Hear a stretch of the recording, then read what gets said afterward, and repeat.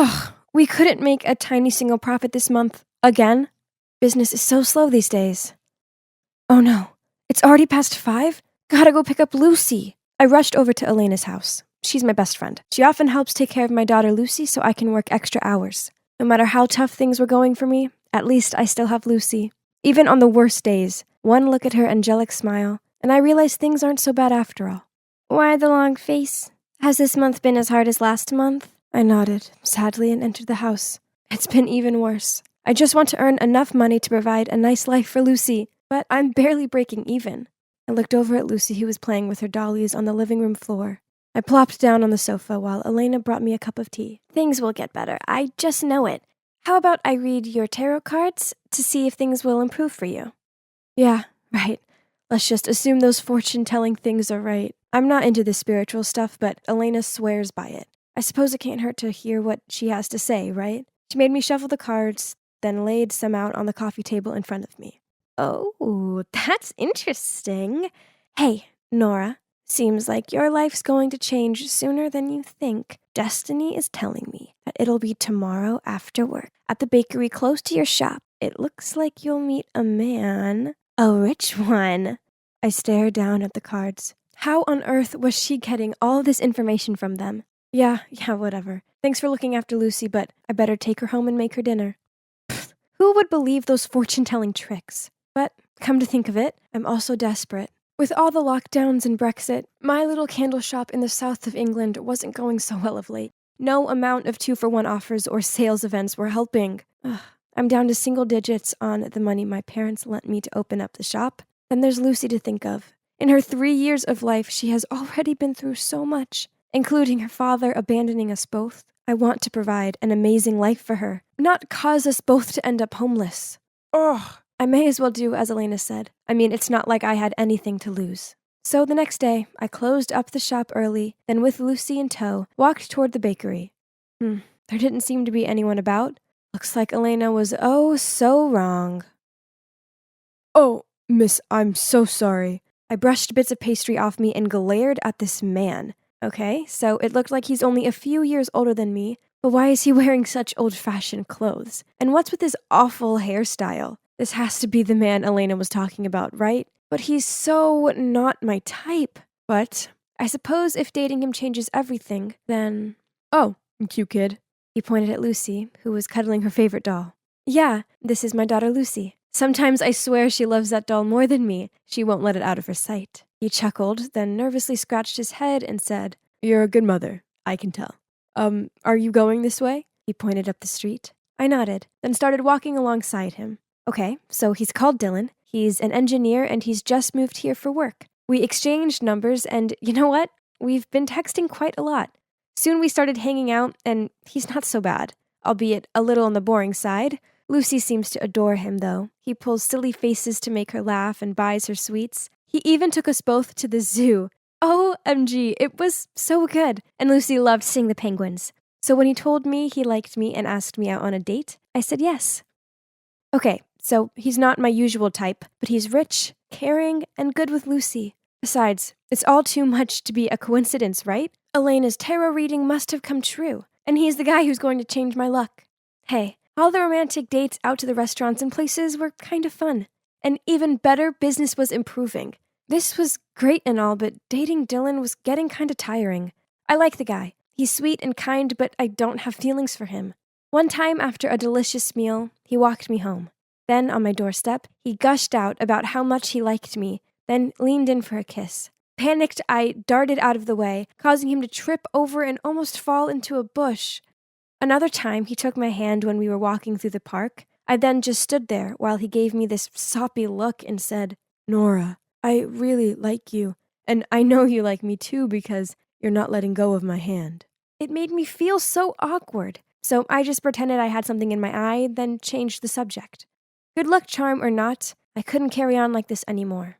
So when Dylan surprised me at my shop with a bouquet of flowers which caused a bunch of wasps to swarm around me, I screamed at him, Please?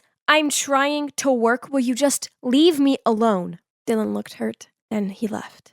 I felt really bad about it, but I just felt so suffocated by him. After that, Dylan and I stopped seeing each other, but As expected, my business started to go downhill again.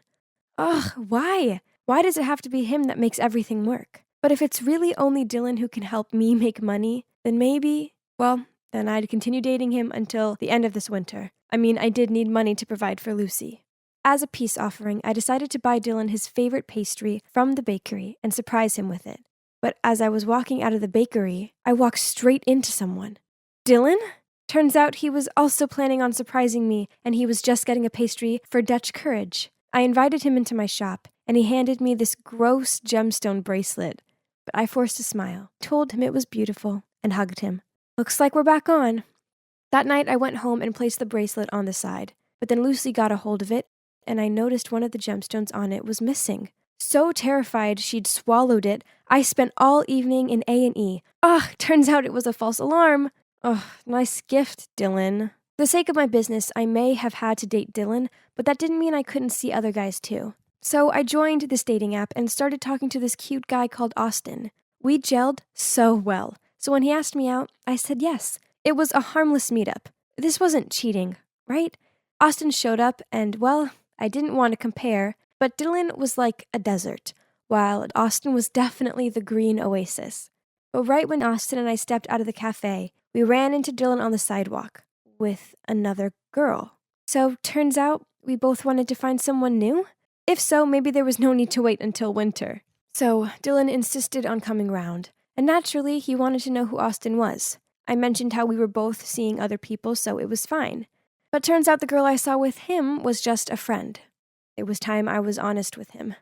So I told him how he was a good luck charm for my business, and that's why I continued to date him. He clutched his chest and gave me this heartbroken look. Then he just nodded and left. I felt really bad about it, but at least it was over now, right? I went back to raising Lucy the best I could, trying to salvage my failing business and dating Austin, but in the end it didn't work out with him. The weird thing is I found myself thinking about Dylan all the time. Just the cheesy things he said and his quirky ways. I couldn't help but think that if he was here now, life would be so much better. OMG, the realization hit me. I actually have feelings for Dylan. I tried texting and calling him, but he didn't answer. I suppose I couldn't blame him. So I went round to Elena's and confided in her. That's when she took my hands in hers and told me the shocking truth. Dylan is actually my cousin. He really has just moved to this town, and he is an engineer. But I made the fortune thing up. Actually, Dylan once saw you come over to pick up Lucy and liked you. So I decided to do some matchmaking. What? So all this time, it had all been a lie? My business didn't improve because of Dylan. It had just been a fluke? I was kind of mad with Elena, but I asked her for a favor. I'm so nervous. I got Elena to set this meeting up with Dylan. He thinks he's meeting her, not me. Oh, there he is. Oh, it's you. Dylan, I know I was horrible to you, and I'm sorry. Elena told me everything, and I don't care if my business could be better or worse, even though we both tricked each other. I know that I like you, and I just want you by my side. He gave me this questioning look. Then, seeing that I was being serious, he hugged me. So what now? Well, Dylan and I are back together. He's so great with Lucy, and guess what? My business is magically doing amazing again. Turns out it has nothing to do with magic or good luck charms or anything to do with Dylan, who not only recommended my little candle shop to all of his friends and clients, but also started up an awesome online marketing campaign for me. Sometimes happiness is right under our noses, but we still try to find it somewhere else. So my advice to you is to learn how to be happy with the things you already have, as, trust me, it's only when you lose them that you realize how amazing they were. Yeah, here's another load of bills to add to the pile. Oh, hey, I'm Zoe, a recent graduate turned office worker with a lousy wage. I could barely afford to pay for food and rent, let alone think about my college debt. It wouldn't matter so much if it was just me, as I could live off of noodle soup.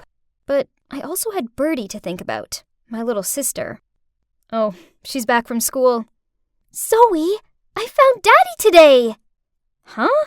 I looked at her with a wry smile. Actually, this was nothing new. You see, our parents died when Birdie was just a toddler, so now she longed to have parents just like her friends did. She often said to me, Zoe, you're like my mommy, but Clara and Polly have daddies too, and I want one." She was so innocent that whenever she saw a friendly-looking man on the street, she'd ask me, "Is that my daddy?" Come on, come here. How was school today? "Daddy is very handsome, and he lives in a big house. Come on, I'll take you to him." Oh my lord, this wasn't a house. It was a mansion. Confused, I was about to question Bertie on this, but she started ringing the bell repeatedly. Before I could stop her, someone who appeared to be the butler came out and happily let us inside without questioning anything. That's odd. I sipped on my iced tea and peered around at the grandness of the place, absorbing the rich energy, when suddenly, a very dashing guy walked over. "There he is! That's Daddy!" Huh? This was so confusing, and seeing her hug a stranger was super embarrassing. I had a talk with the guy to figure out what happened, and apparently he's called Harry, and he's 22 like me. Huh? That's crazy, as he looks and acts way older. As for the dad story, it turns out as Bertie was waiting for the school bus, she saw a woman drop her purse. So she rushed over and picked it up and was about to return it, but the woman turned around, saw Bertie holding it, and accused her of being a thief. Just in time, Harry appeared and claimed to be her father to settle the matter. Then he took her to the mansion and showed her around. So that's what happened. Ugh, my sister. Bertie has told me everything. She's such a precious child. I'd happily adopt her. No way! Why not? You like being here, don't you, Bertie? Zoe, I really like it here. I can play with Oreo as much as I want. And now, I have a daddy just like Clara and Polly do. But I can't just leave her alone. Of course not. You can stay with Bertie. What?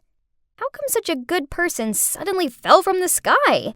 Skeptical, I told Harry I needed more time to think. He smiled and handed me his business card, and told me to call him any time. What is this? Harry Atkins, the eldest son of the chairman of ATLAC Corp? Unbelievable! His name was all over the internet as a rich and educated young man. If that was the case, then surely this had to be legit, right? I can't afford to pay these. My sister and I deserve better than this life. Besides, it would be nice to have a place to stay for free, right? So the next day, I went to see Harry and offered to help with the housework as payment. Harry agreed and presented a prepared contract. Contract? Okay. But there was a clause in it that required me not to mention that I was Bertie's sister.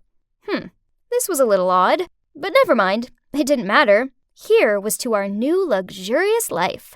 Wait, but does that mean I also have to call him Dad? So, yeah, my new life began. And oh boy, it was crazy. A maid brought me breakfast in bed and did all my laundry. So much for helping out with household chores. There are actually more servants in this house than the number of staff in my office.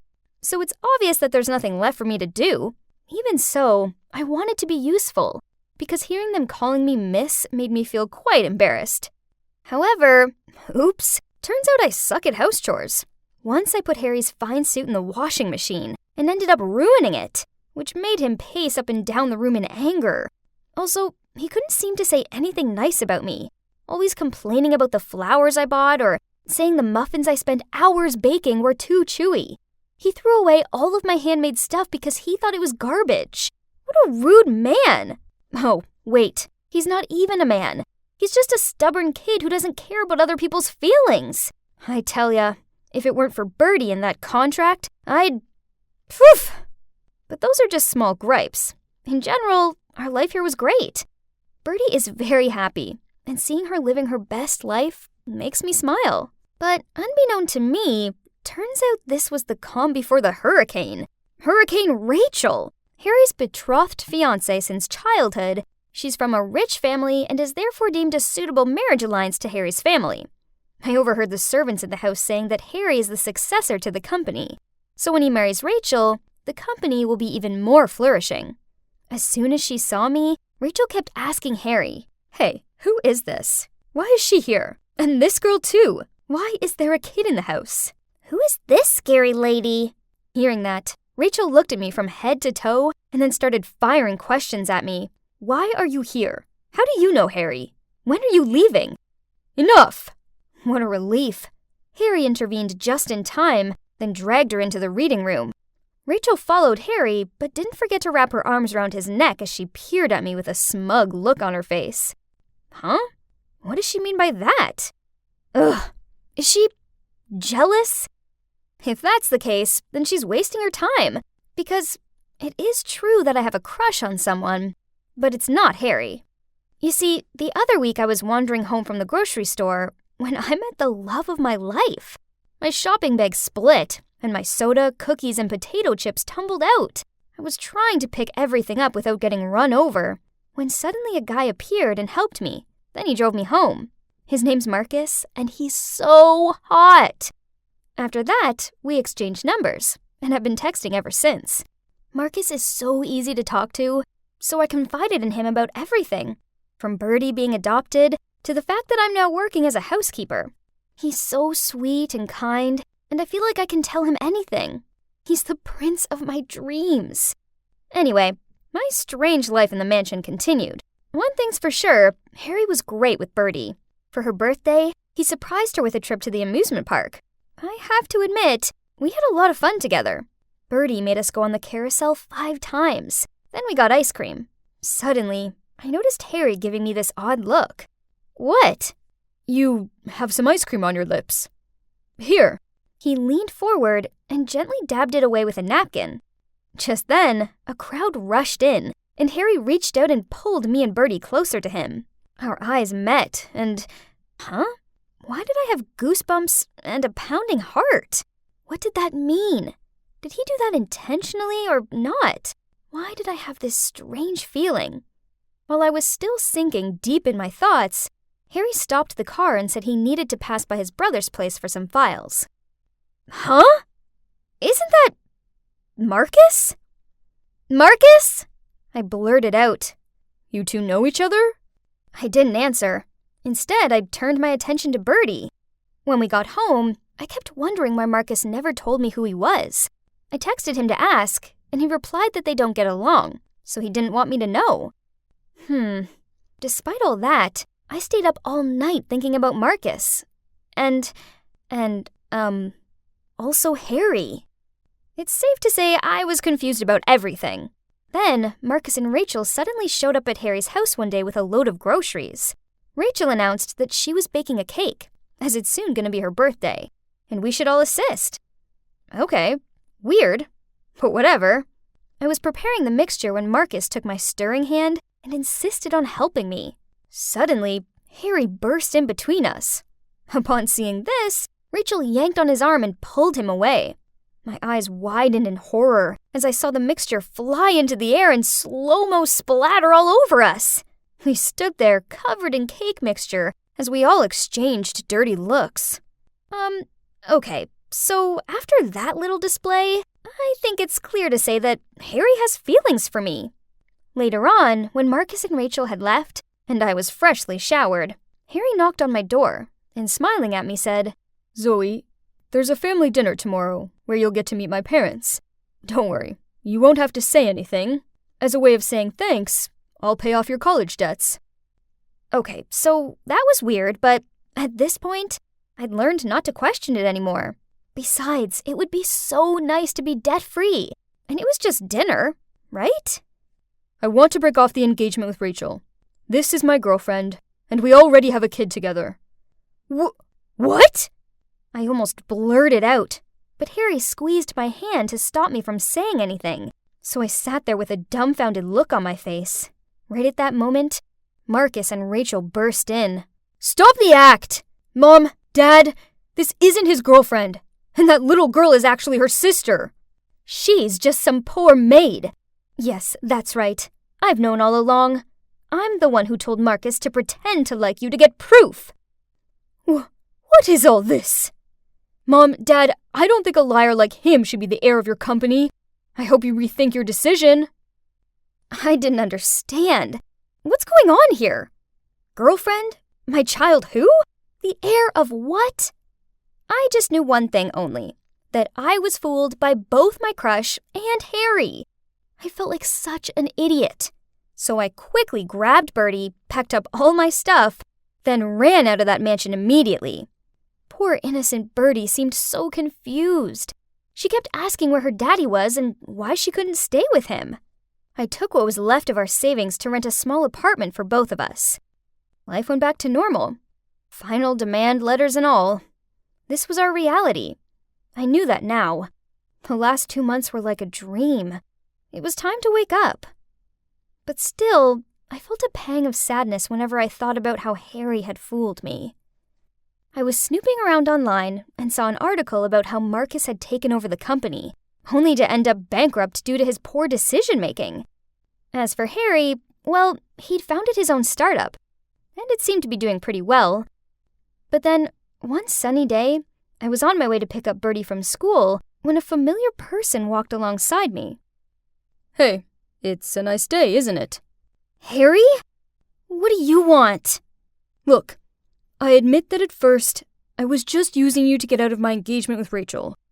But then, I want you and Bertie in my life.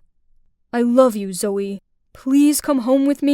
I was minding my own business when I noticed everyone was giving me weird looks. What's wrong? I turned the corner and saw Cynthia and her followers blocking my locker. Oh, great. There she is, the girl that's into old men. Aw, is it because you don't have an actual dad, so you found yourself a sugar daddy instead? OMG, what is she talking about? Everyone was gawping at me, and her friends burst out laughing. Panicked, I turned around and ran to the restroom. Those girls are so vile. How can they have taken such a simple situation and manipulated it? I locked myself in the cubicle and didn't dare come out. A knock at the door caused me to flinch, but then I heard a familiar voice. Nicole? It's me, Olivia. Are you okay? I opened the door and saw my friend standing there, looking at me with concern. She hugged me, then led me out into the hallway where Miss Barnes was waiting for me. The rumors had reached her, and she wanted to talk to me about it. Sweetie, I want to help you, but you need to tell me everything.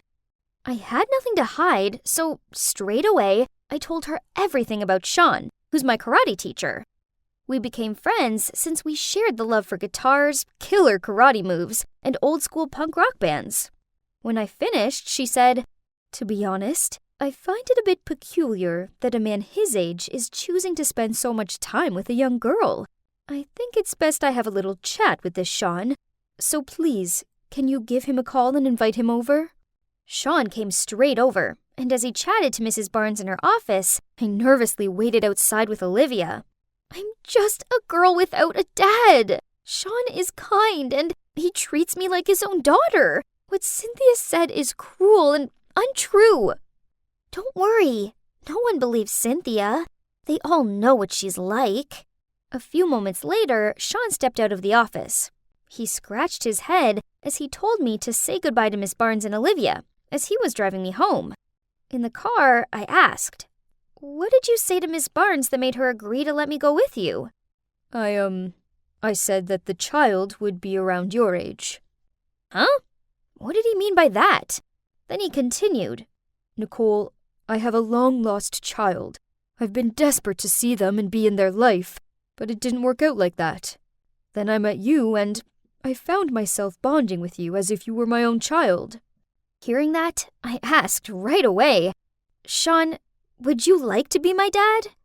He gave me this dumbfounded look, so I excitedly continued. "I mean, you're single, right? So's my mom. Why don't you two meet up and have a date? Just give it a try, please." Whoa, if Sean was my dad, my life would be fantastic. I smiled from ear to ear, seeing him bewildered. In my head, I instantly began planning their first date. Eek! This was the most exciting thing ever! But my good mood soon evaporated, as waiting for me on the doorstep with crossed arms and a stern expression was my mom. This was definitely not the time to introduce them, so I quickly thanked Sean and hurried inside. "Who's that man?" she questioned me. I received a call from Miss Barnes, so I've been waiting for you. Who is that stranger? He's my karate teacher. He's just... Then Mom interrupted me. Why exactly is a man double your age choosing to spend time with a teenage girl? Don't worry, Mom. When you meet him, you'll see what a great guy he is. The next day, I arranged for them to have a lunch date at this quaint cafe in town. But the moment Mom walked in and saw him, she turned ghostly pale. Sean was also surprised. He stuttered, Louise? My mom cleared her throat. Ahem! Sean? This was confusing. I looked back and forth at them as if I was watching an intense game of tennis. So, they knew each other? Oh well, less time wasted on getting to know each other. So, I'm gonna leave you to it. I waved at them, then hurried out of there and sat on a bench nearby. But it hadn't even been 5 minutes when Mom stormed over. Let's go! And dragged me away. I forbid you from seeing that man again! What was happening? I was freaking out as I followed her. Mom! Slow down!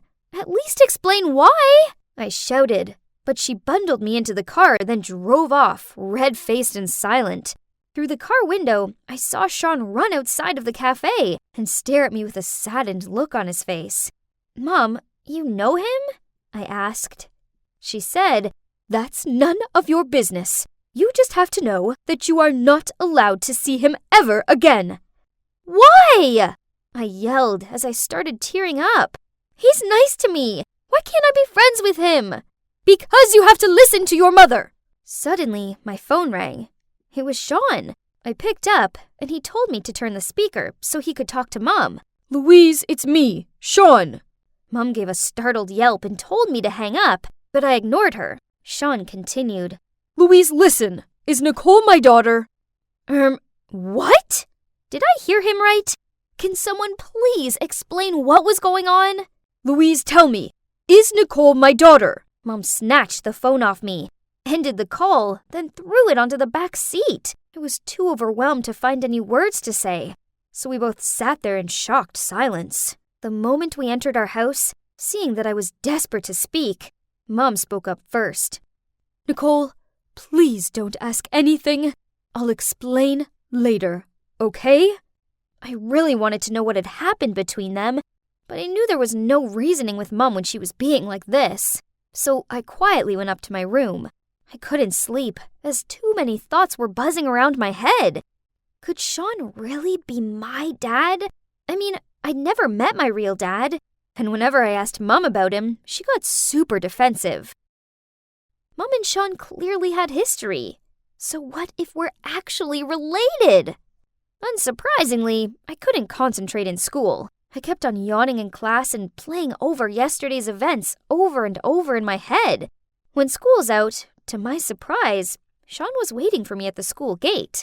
We went to a coffee house, and there he told me the truth. Back in high school, I fell in love with my classmate.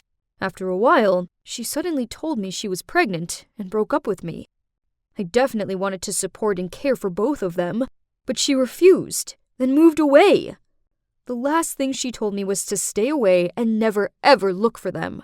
Before I had time to process his words, he smiled at me and continued. Nicole, I believe that you're my daughter. But first, we need to talk to your mom and have her clear this up. Whoa, this was a lot to take in. But at the same time, it was also pretty awesome. I was so happy I had a father. And better still, it was Sean. I took Sean to my house to talk to Mom, but just as we stepped inside, I got a message from Olivia. Check your social media. Cynthia's just posted something about you. Oh no! There was a photo of me getting into Sean's car with the caption, Need tips on getting a sugar daddy? Ask Nicole. I freaked out. Now, thanks to Cynthia, everyone would misjudge me and make fun of me. I was so furious that when Mom walked over, I couldn't hold it in anymore. This is all your fault! Now everyone believes lies about me, and it's all because you won't tell me the truth. Mom gave me this hurt look, sighed, and softly said, You're right. I do owe you both the truth. Then she turned to Sean. When I told you I was pregnant, That was a lie. What? How could she lie about something like that? I didn't want to be with you anymore, but I was too scared to break up with you decently. So I made that story up, believing that it'd scare you away. But when you said you'd stick around and support us both, I panicked. So I moved away to college and found a new boyfriend. Then I fell pregnant with Nicole. But this boyfriend wasn't ready to be a father, so he abandoned us both. As I tried to absorb this new information, I found myself feeling an overwhelming sense of disappointment. Perhaps Sean felt the same, as he muttered out, I can't be around you right now. Goodbye, Louise. Then he left. My world had come crashing down around me. I didn't know what to do or say, so I just locked myself in my room and sat there in silence. A few days later at school, Olivia came running over to me and blurted out, Have you heard?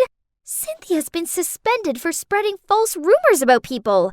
Now everyone knows that she's a liar.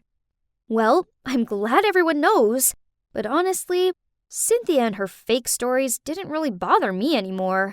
I had bigger things to worry about, like Sean.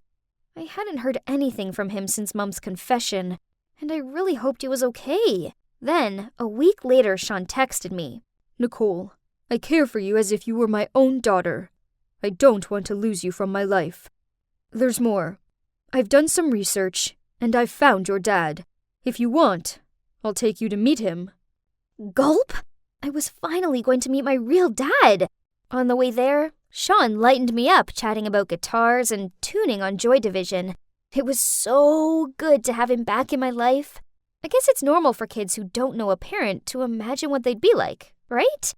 Well, when I came face to face with my real dad, the reality didn't match my expectations. I showed him a photo of me and Mom, and he denied ever knowing her and slammed the door in my face. Ouch. Sean made sure I was okay, then drove me back.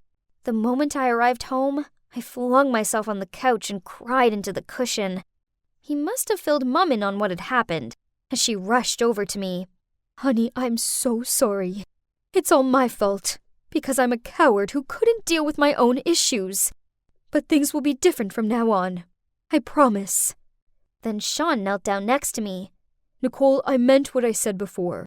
I view you as a daughter.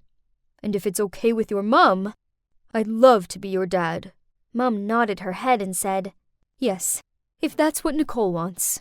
I leaped up and hugged them both. At that moment, I realized I don't care if my biological dad didn't want to know me. I didn't need him, as I already have Mom and Sean. Now, my mom has learned to be brave and confront her problems, instead of running away from them. She now co-parents me with Sean, and even though they aren't back together, they are great friends. And you know what? I've never been happier. Hey there, animated story show viewers. I'm Crystal, a model and influencer, and I'm here for the Trend Like This Influencer Awards. Why don't you come on in and get ready with me? I know what you're thinking. I have a unique look. You see, I have vitiligo, a condition that causes pale patches to develop on my skin. It's definitely different, but I don't really see it as a disadvantage, but rather one of my biggest perks in life. Since I was a kid, people have always gawped at me in the street. But luckily, my mom and big sis have always been there to support me. Honey, they're only looking at you that way because you're beautifully different. Yeah, Crystal, never doubt yourself. You're one of a kind. Thanks to them, I've grown to adore the way I look. Then one time, while we were walking in the park, this eccentric-looking man approached me. Oh my word, your skin! It's a masterpiece! Turns out, he was Bo Ivanov, the world-renowned photographer. He begged me to model for him, and with the encouragement of my mom and sis, I agreed, and my photos became a viral hit. That's when my interest in modeling sparked. I joined this awesome modeling agent and got to learn all poses for photo shoots, wear these gorgeous outfits, and best of all, have makeup done to complement my vitiligo, not to hide it.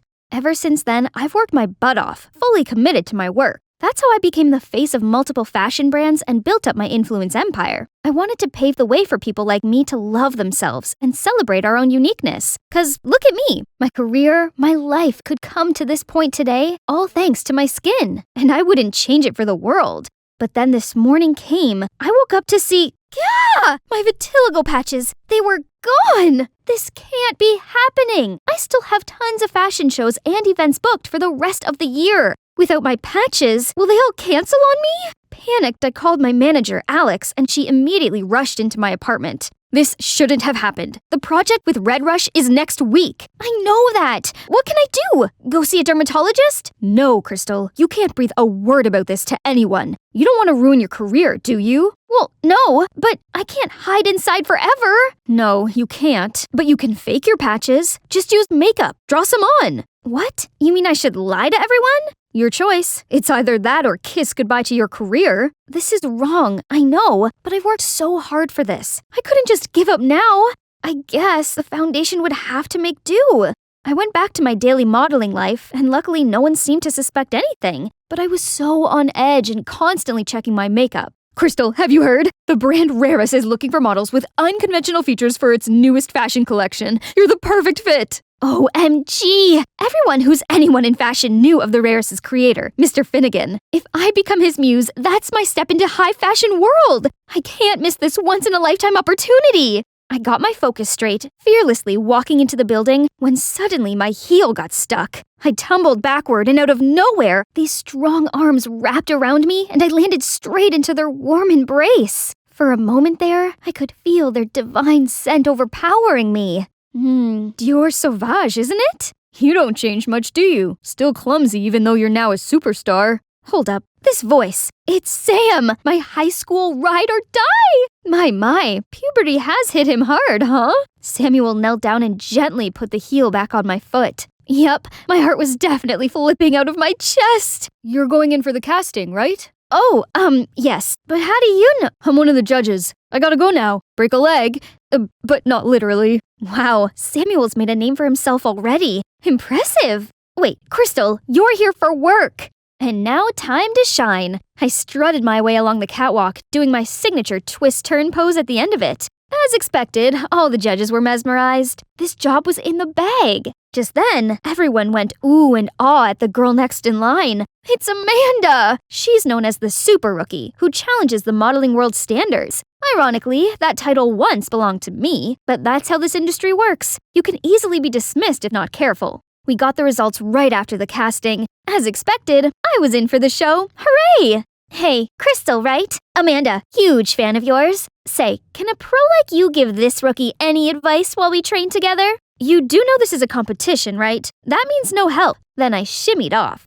Day 1 of the training, and I already messed up. I had to disguise myself to sneak out and buy a new one. Crisis averted, but this did make me 30 minutes late. You're the professional. Act like one so us amateur can look up to. A veteran in modeling, or so they say. Those chicks wouldn't miss the chance to dethrone me, especially her. Welcome, everyone. May I introduce you to our Fall 2023 Haute Couture collection. It is inspired by the elegant art of ballet. So besides your usual training, you'll have a chance to learn some of the moves to capture its true essence. Then I'll pick my star, my vedette. Ballet? I hadn't done that since the accident. Little 6-year-old me was having a ballet performance and had to do this crazy spinning technique. But somehow I ended up twirling like a humming top, then face planted right on the stage. I never forget the audience's mocking waves of laughter. No, get yourself together, Crystal. Whatever the challenge is, I'll succeed and rock the vedette position.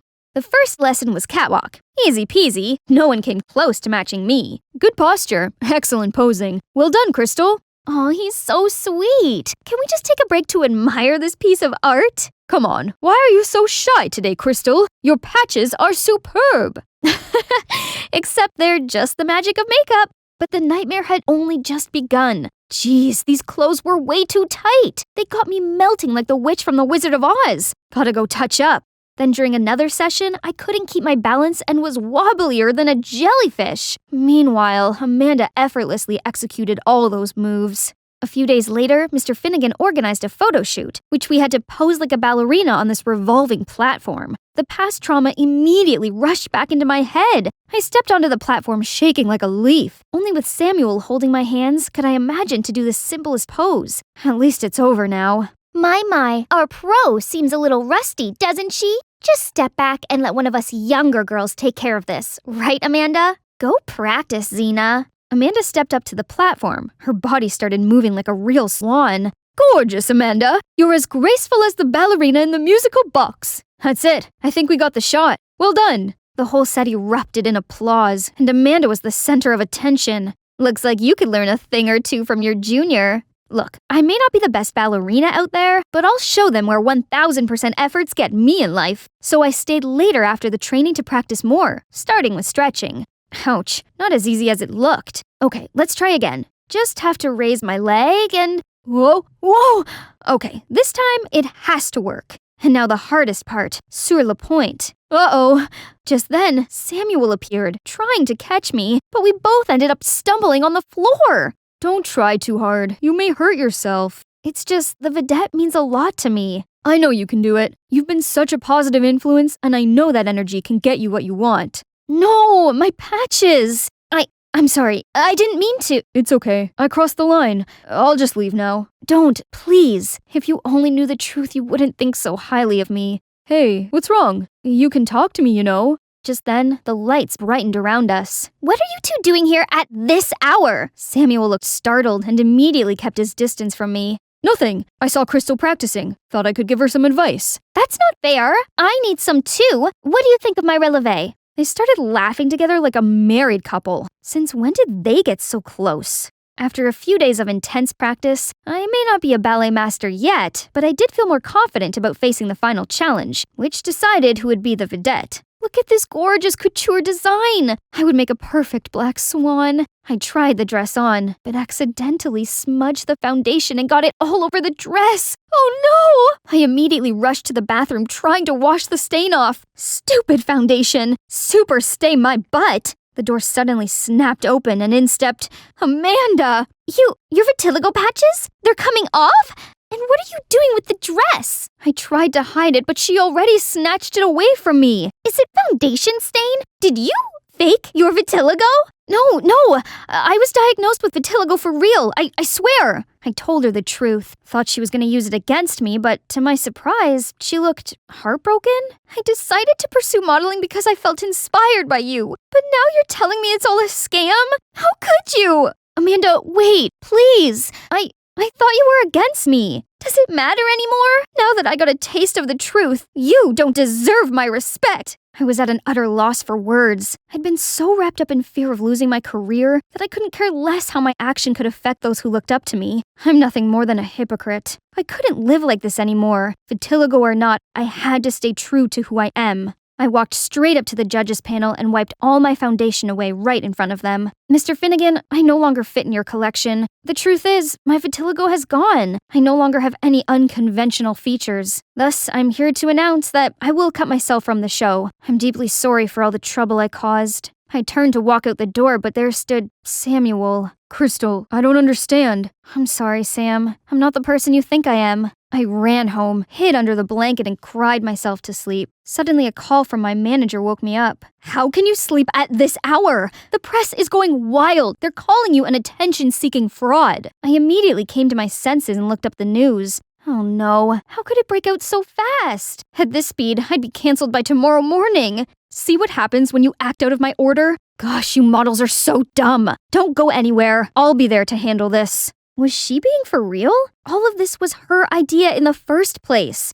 Enough! Have fun dealing with this on your own, Alex. I shut down my phone, packed my stuff, and left it all behind to go to my secret place. I used to spend time here with my family when I was a kid. Being surrounded by nature calms me down. Suddenly a hand pressed on my shoulder. Hey, we've been looking for you. Samuel? And Amanda? Did you guys follow me here? It's the only way we could find you. I'm sorry for going at you like that. I was so shocked. You don't have to. It's all my fault. I lost myself when my vitiligo went away. I acted out of fear and ended up disappointing everyone who's counting on me.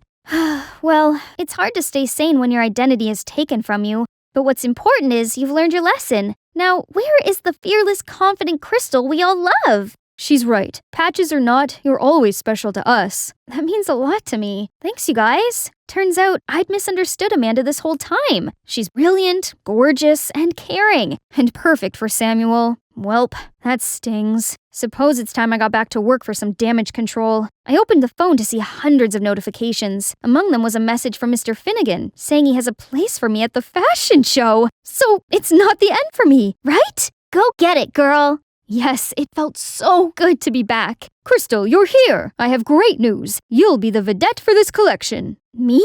But I don't have any unconventional features. Doesn't matter. You're perfect the way you are. 2 girls will stand by your side, and you'll be in the center wearing this work of art. An elegant swan among the flock of ugly ducks. Isn't that a bit offensive? So this was your plan all along? Playing dirty tricks to save your flopped career? Cut it, Xena. Mocking me won't change the situation. There's something fishy going on here, and I'm gonna get to the end of it.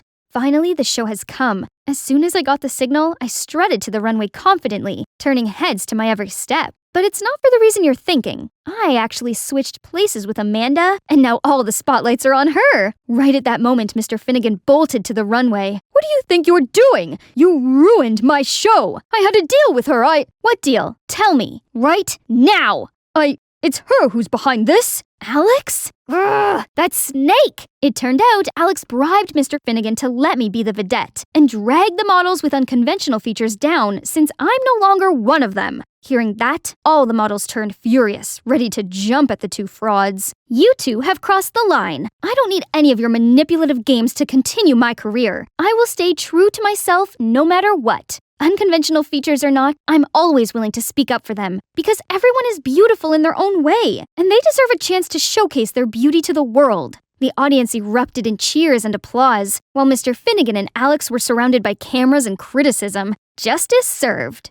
After all that drama, I'm still modeling, but with a different agency that fully accepts me for the real me. I continued to influence young people on self-love and being uniquely themselves. Amanda and I became the best of friends. We also made tons of plans to collaborate with Samuel, but honestly, I couldn't shake off this heart-wrenching feeling whenever these 2 were together. Luckily, my hectic schedule has left me no time to think about that. Guess what? After days and nights of hard work, I now have my own line of skincare products called Only You. Exciting, right? Oh, Sam, you made it! Wow, they're beautiful. Amanda will love them. No, they're not for Amanda. They're for you. Crystal, I'm crazy about you. I always have been. What? It's me you like all along? Then why didn't you tell me that before, silly? I leaped into his arms, and we shared the most amazing kiss. Perfect ending for an amazing journey, huh? I was sitting at my usual spot in the common room during break time, coding of course, eyes glued to my MacBook Pro when suddenly, Evelyn, my best friend, barged in and ran straight over to a group of girls. Here she goes again. Guys, I've got big news. You all know Helen, right? The cheerleader? Kay. She has a huge crush on Dean, so she went to the locker and it said yes. Now guess what? I just saw them in the hallway, kissing! Ha! These gossip vultures will believe anything. Confused? Let me wrap it up for you. They were talking about this mysterious locker, situated in the school's back alley. The creepy part was, it could actually speak and foretell your future love partner. For it to work, you had to visit the locker between 6 and 7 p.m. Tap on it exactly 3 times and say the spell. Roses are red, violets are blue, in a world of love, just we 2. Then, ask it if you and your crush are compatible. If the locker said yes, then congratulations. But if no, then too bad. This proves it. The locker must have some sort of prophecy power. Of course, duh. You know why? 'Cause it's possessed by a lovelorn spirit. Oh boy. If only these naive kids knew the truth. The mystical locker that they so worshipped was actually a product of advanced IT, of which the mastermind was moi. Didn't see that coming, did you? I'm Karina, by the way, but people like to call me Robot Girl 'cause I'm a super proud tech genius. But kids my age didn't appreciate my talents as they only seemed to care about love. Especially Alicia over there. She despised IT, and presumed that anyone into it was a stone-cold machine who'd never ever had a relationship. So, being the tech whiz that I am, I had to come up with a brilliant plan to prove her wrong. I spent every bit of spare time I had coding. I hacked into the school system to collect students' infos, such as their star signs, blood type, hobbies, and career orientation. Then, I used this as a database to create a love compatibility calculator. And just like that, my first brainchild was born. Easy peasy. Using it was simple. All I had to do was insert the two names and it'd show me a yes or a no. Knowing how much my peers buy into the whole spiritual stuff, I devised my locker plan. I found this rusty locker at the dead-end alley behind our school, superglued a walkie-talkie inside, locked it well. Then, with the other walkie-talkie in hand, I stayed in the school equipment room, which is convenient enough to be on the other side of the wall. To top it up a notch, I even used a voice changer app to get a perfect ghostly haunted tone. Then, I anonymously spread rumors about the locker's magical powers onto the school's blog. My trick quickly took off, and since launch day, 15 couples have been successfully matched. Can you imagine? True love? Oh, please. It all came down to some simple algorithms, that's all. But one more thing. I hadn't exactly told Evelyn about this. Yeah, I love her, but she's not the best at keeping secrets. To be exact, she's a walking speaker who couldn't help but blab any gossip she'd heard to the entire school. Anyway, I needed to test if the locker actually worked first. Then I'd tell her, maybe when I reached 20 successful couples. Luckily for me, keeping this one secret from her turned out to be easy, as her attention was all on her crush, Jace, the school's hot boy. In her eyes, Jace was like an angel or something. It seems like I'm the only one who didn't get the gooey eyes memo. One evening, I was taking my locker shift when I heard a familiar voice. Evelyn's! Oh boy, I could already guess she wanted to ask about her and Jace. The algorithm said yes, and I could hear Evelyn screaming ecstatically at the announcement. Fine, if she's happy, I'm happy. But it didn't last long, as an hour later, just as I was about to leave, more footsteps came towards the locker, and I heard a knock on it. Roses are red, violets are blue. Hold on. Jace? What was he doing out here? Can I become a couple with Karina?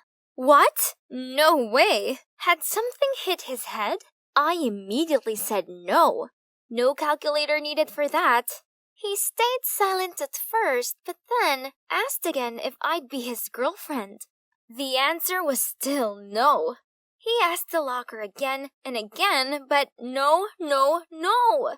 Jeez, what's with this guy? The next day at school, I noticed Evelyn's wearing her lucky lilac dress. Oh no, was she going to confess to Jace? I had to stop this. Hey, I have an emergency thingy. You need to come with me. Karina, what are you doing? But it was too late as Jace was approaching us. Hey, what are you playing? Tug of war? Oh, I think you messed up your hair. Here, let me. Jeez, he wasn't necessarily close. And the worst part was that Evelyn just witnessed the whole thing. Right at that moment, the bell rang and she left for class. Jace, this idiot! The locker said no already, and there he went, messing it all up. Now, I had to wait till the end of class to explain things to Evelyn. But things weren't that easy, as every time I tried to approach her, she gave me this flustered look, then hurried away. One time, I managed to reach her, but then, yep, you guessed it, shameless Jace showed up and ruined the conversation. Gosh, this leech wouldn't quit bothering me. In math class, he asked the teacher to let him change from Evelyn's group to mine, 'cause he suddenly wanted me to tutor him. The worst part was, the more I tried to ignore him, the more interested in me he seemed to get. Until one day, as I was running away from him, I bumped into someone. It was the school's head boy, Killian. Oh man, I was sure I was in trouble, but... Can you see her bothering her? Quit it already. Did Killian just defend me? But, uh-oh, that sure made Jace mad. It's none of your business. Excuse me, this is a library, not a theater club. Keep quiet or out. Phew, thank God I got out of there. But, come to think of it, that was a strange thing for the normally stern-faced Killian to do. Whatever. I don't have time to think about this right now. So far, the locker had predicted 19 couples successfully. I just needed one more match, then I could proudly make my invention public, and voila! My app would change the whole world's dating scene. Here it is, my 20th client. Wait, isn't that Killian? And guess who he's asking about? Yeah, me! Maybe everyone was right about the robot girl nickname. 'Cause how could I be so clueless all this time about Jace and now Killian? I inserted the data, and the result was a no. But hang on, what if I dated Killian? Would that make Jace give up and stop bothering me? And Evelyn wouldn't keep her distance from me anymore. It's settled. The locker pronounced yes. Monday morning, I was in the study hall, working on the math group project with Jace, when a note was passed to me. Hey, I know this is a bit sudden, but would you like to go out with me? Saturday 3 p.m.? Killian. I took a peek at him and saw him smiling for the first time ever. Okay, I was about to write my answer when Jace snatched the note, read it, then stared straight at Killian. You? Me? Outside. What was he gonna do now? I sneakily followed them to the hallway, but Evelyn appeared right behind me and signaled me to shush. That was when I heard Jace asking what was going on between me and Killian. Nothing really. Only the infamous love locker foretold Karina and I would be together. Jace was too stunned to speak as he turned purple with rage. So there's nothing going on between you and Jace? Of course not! I've been trying to tell you that this whole time. You've heard everything? Sorry, I didn't mean to. So, what do you think about the date? Sure. I'd love to. I could see Jace boiled over from behind, but what could he do other than bear his grudge and storm off? Problem solved. Saturday arrived and Killian picked me up for our date. He even asked for my parents' approval, then opened the car door for me like a true gentleman. To be honest, I was kinda nervous, but he was so good at comforting me. He then took me to the super cool ice cream drive-thru, and coincidentally, we picked the same flavor, butter pecan. Before I noticed, I'd felt so comfortable around him already. And you know what the best part was? Our last stop was a planetarium. We sat side by side beneath the glistening star-filled sky. Whoa. This date was much more than I expected.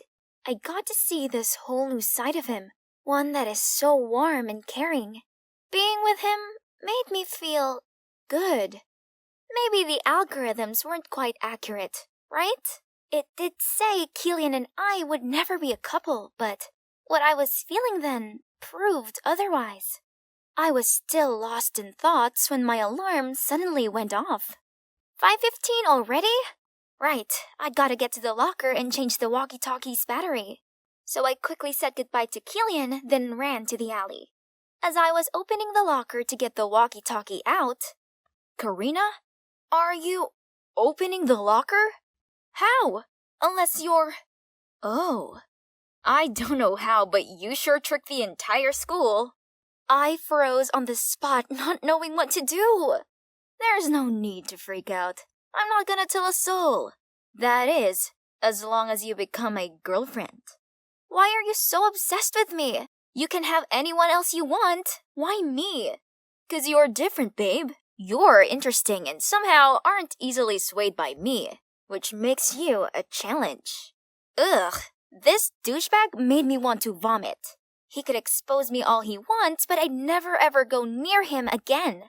I shoved past him to leave, but suddenly He grabbed my hand and tried to force me into his embrace.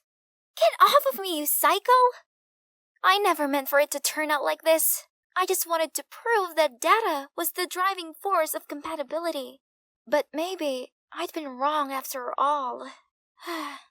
I decided it was time to confess all to Evelyn before Jace told her first.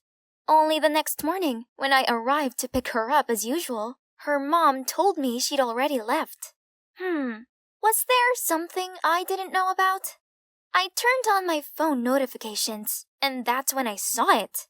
Alicia had posted the picture of Jace grabbing me, but the angle made it look like, in Alicia's words, we were kissing. Huh? So that's why Evelyn didn't want to see me. And what would Killian think of this? I arrived at school just as Killian stepped out of his car. I rushed toward him, and when our eyes met, I could see he was hurt. Then he just turned and walked away. Without thinking, I caught up with him and I poured my heart out telling him I was the one behind the locker, how I got involved with Jace because of Evelyn, and how I lied to him when he went to the locker. But that was also how I realized I had feelings for someone. For you. Excuse me? You're the one behind the love locker? No way. Gosh, I'm so glad I got all my secrets out. In that case, we have a big problem. Evelyn then walked me along the corridor, and what I saw was pure chaos. People were crying, arguing, and even fighting, all because of the locker. One couple was having a tearful breakup because the locker claimed they weren't meant to be. In the other corner, two girls were fighting because the locker matched them to the same guy. A boy was breaking stuff out of anger since the locker didn't match him with his crush. The entire lobby echoed the words, "Love Locker." Gosh, how'd I been so oblivious to this before? I'd been so caught up with my own problems, I'd neglected the consequences of the locker I'd created. This was wrong, so wrong. I had to shut the locker down right now. I rummaged through my bag to find my MacBook, but this was my baby, my first brainchild. No, I must do this. Yeah, that was the right thing to do. Technology shouldn't be used to predict one's feelings. I've learned the hard way not to mess with anyone's relationship ever again, and that love is never ever simple. You don't need a mysterious object of the spiritual world to tell you who to date. You just gotta experience it. Well, it's been 3 months since I shut down the infamous love locker. Now, everything is finally back to normal. And guess what? I've got a boyfriend. Yup, Killian and I just went official last week. Evelyn doesn't like Jace anymore. She vowed not to run after some good-looking pretentious jerk ever again. Instead, she's just gonna wait for the right guy to come along. About the love locker, when people realized it didn't work anymore, the speculations became rife. My personal favorite is that the spirit had found peace and left. But still, every now and then, I hear someone gossip about the haunted love locker that once turned the whole school upside down, and I can help but feel all goosepimply. You are watching the incredible Berries Blue. I'm Sonia, the super talented lead vocalist, and that guy over there rocking the guitar is Eric, my boyfriend. He's also our composer and backing vocalist. Yep, my man's good at everything, just like me. Actually, he's the one who discovered my vocal talent and helped me on my road to fame. Our debut album exploded onto the charts. And the rest is history. Eric asked me to be his girlfriend right on stage after our set. I don't know who was more excited, me or my adoring fans. Everything was perfect. And then our next album flopped. I guess all that pressure had interrupted Eric's writing process. I tried to send him positive energy. We had a big show coming up to debut our new single and start our comeback. Who knows when the sun will rise again, right? But during our performance, as Eric stepped back to give me the spotlight, I stepped forward and suddenly slipped and fell. Sonia, your nose! It's crooked! I was rushed into surgery, but my nose looked like a lightning bolt. I can't look like this. I must be beautiful. You'll always be the cutest girl to me. No need to worry. We can still fix it. But right after that, the photo of my busted nose hit the headlines. I got ridiculed for praising natural beauty and then getting plastic surgery. What vultures? I had to upload the video of me slipping to end these rumors, but they claimed I did it on purpose to get attention. What on earth? We thought all that drama was finally over, but no. Right when my nose healed, my chubby, pre-puberty secondary school photo appeared all over the internet, which sparked rumors about me having my whole body reconstructed. Some anonymous posts even made up that I was hot-tempered and snooty to band crew and waiting staff. I mean, maybe I could be a bit abrupt, but I was famous, so I was allowed to get what I wanted. Then, Let's Cancel Sonia began to circulate. Do these tragic people have nothing better to do than gossip about me? But my fans took notice, and a load of our tour tickets got canceled. My manager freaked out and made me go on leave until the rumors died down. How ridiculous! Worse still, they were actually going to try to replace me? The beautiful, one-of-a-kind lead vocalist? How dare they do this to me? I am the band! Hang in there, babe. I promise I'll find a way to get you back. Obviously, my photos didn't leak themselves. Some jerk did this, and it's now my life mission to track them down and make them pay. Okay, so from my internet searching, I traced the original rumor to this group of my anti-fans. Can you believe they actually met up at this cafe once a month just to badmouth me? They even had a schedule. How ridiculous! What had I ever done to them? Disguising myself, I showed up to find out more clues. Inside were those terrible leaked pictures of me. Jeez, these people clearly had way too much time on their hands. Wait, this guy looks familiar. Is he Owen, my high school crush? He was my senior in the music club and a super talented singer, guitarist, and composer. But how come he's my anti-fan? I never even spoke to him. The group buzzed about how pretentious I am. They even said Eric and I were fake dating just to cover up the news about our latest album flop. Ahem. Obviously, our love is real. I never tire of hearing trash talking about that Eric guy's songs. But it's closing time. If you posted about Barry's Blue, please claim your money from the counter before leaving. What? Owen actually paid them to slander my band? Why was he so intent on ruining my career? Did he have a personal vendetta against me? I just had to find my own way to figure all this out. Making myself one of them should do it. I immediately called to apply for the job. And I got it. Showtime! It's important to look the part, so I dressed up as this innocent-looking girl for my first shift. Thanks to the magic of makeup, even I could hardly recognize myself. Call me Summer from now on. After the introduction, Owen immediately gave me tons of work. I had to do the heavy lifting and stinky, dirty work. I was a pampered star, not a grunt. Ugh, he's such an exploitive boss. I must have been crazy to have ever crushed on him. In the evening, the anti-fan group showed up again, followed by a familiar face. It's Rena? Owen's little sister. Back in high school, she was quite arrogant. It seemed like nothing had changed. Did you know that Sonia was such a weirdo in high school? Now that she's famous, she's acting like she's above everyone else. Stop right there, carrot hair. What's your name? I'm Summer? So, Summer, here we've got a special requirement for every newbie. You have to pass the anti-fan test. Tell us, what do you think's the most irritating thing about Sonia? Ugh, now I have to defame myself?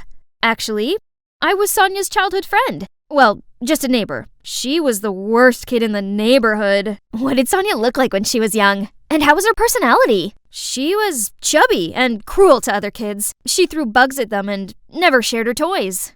Take notes, guys. Remember to cite the source as Sonia's close neighbor. You can get some bonus, too, for contributing useful information like this. Was Rena also involved in this, along with her brother?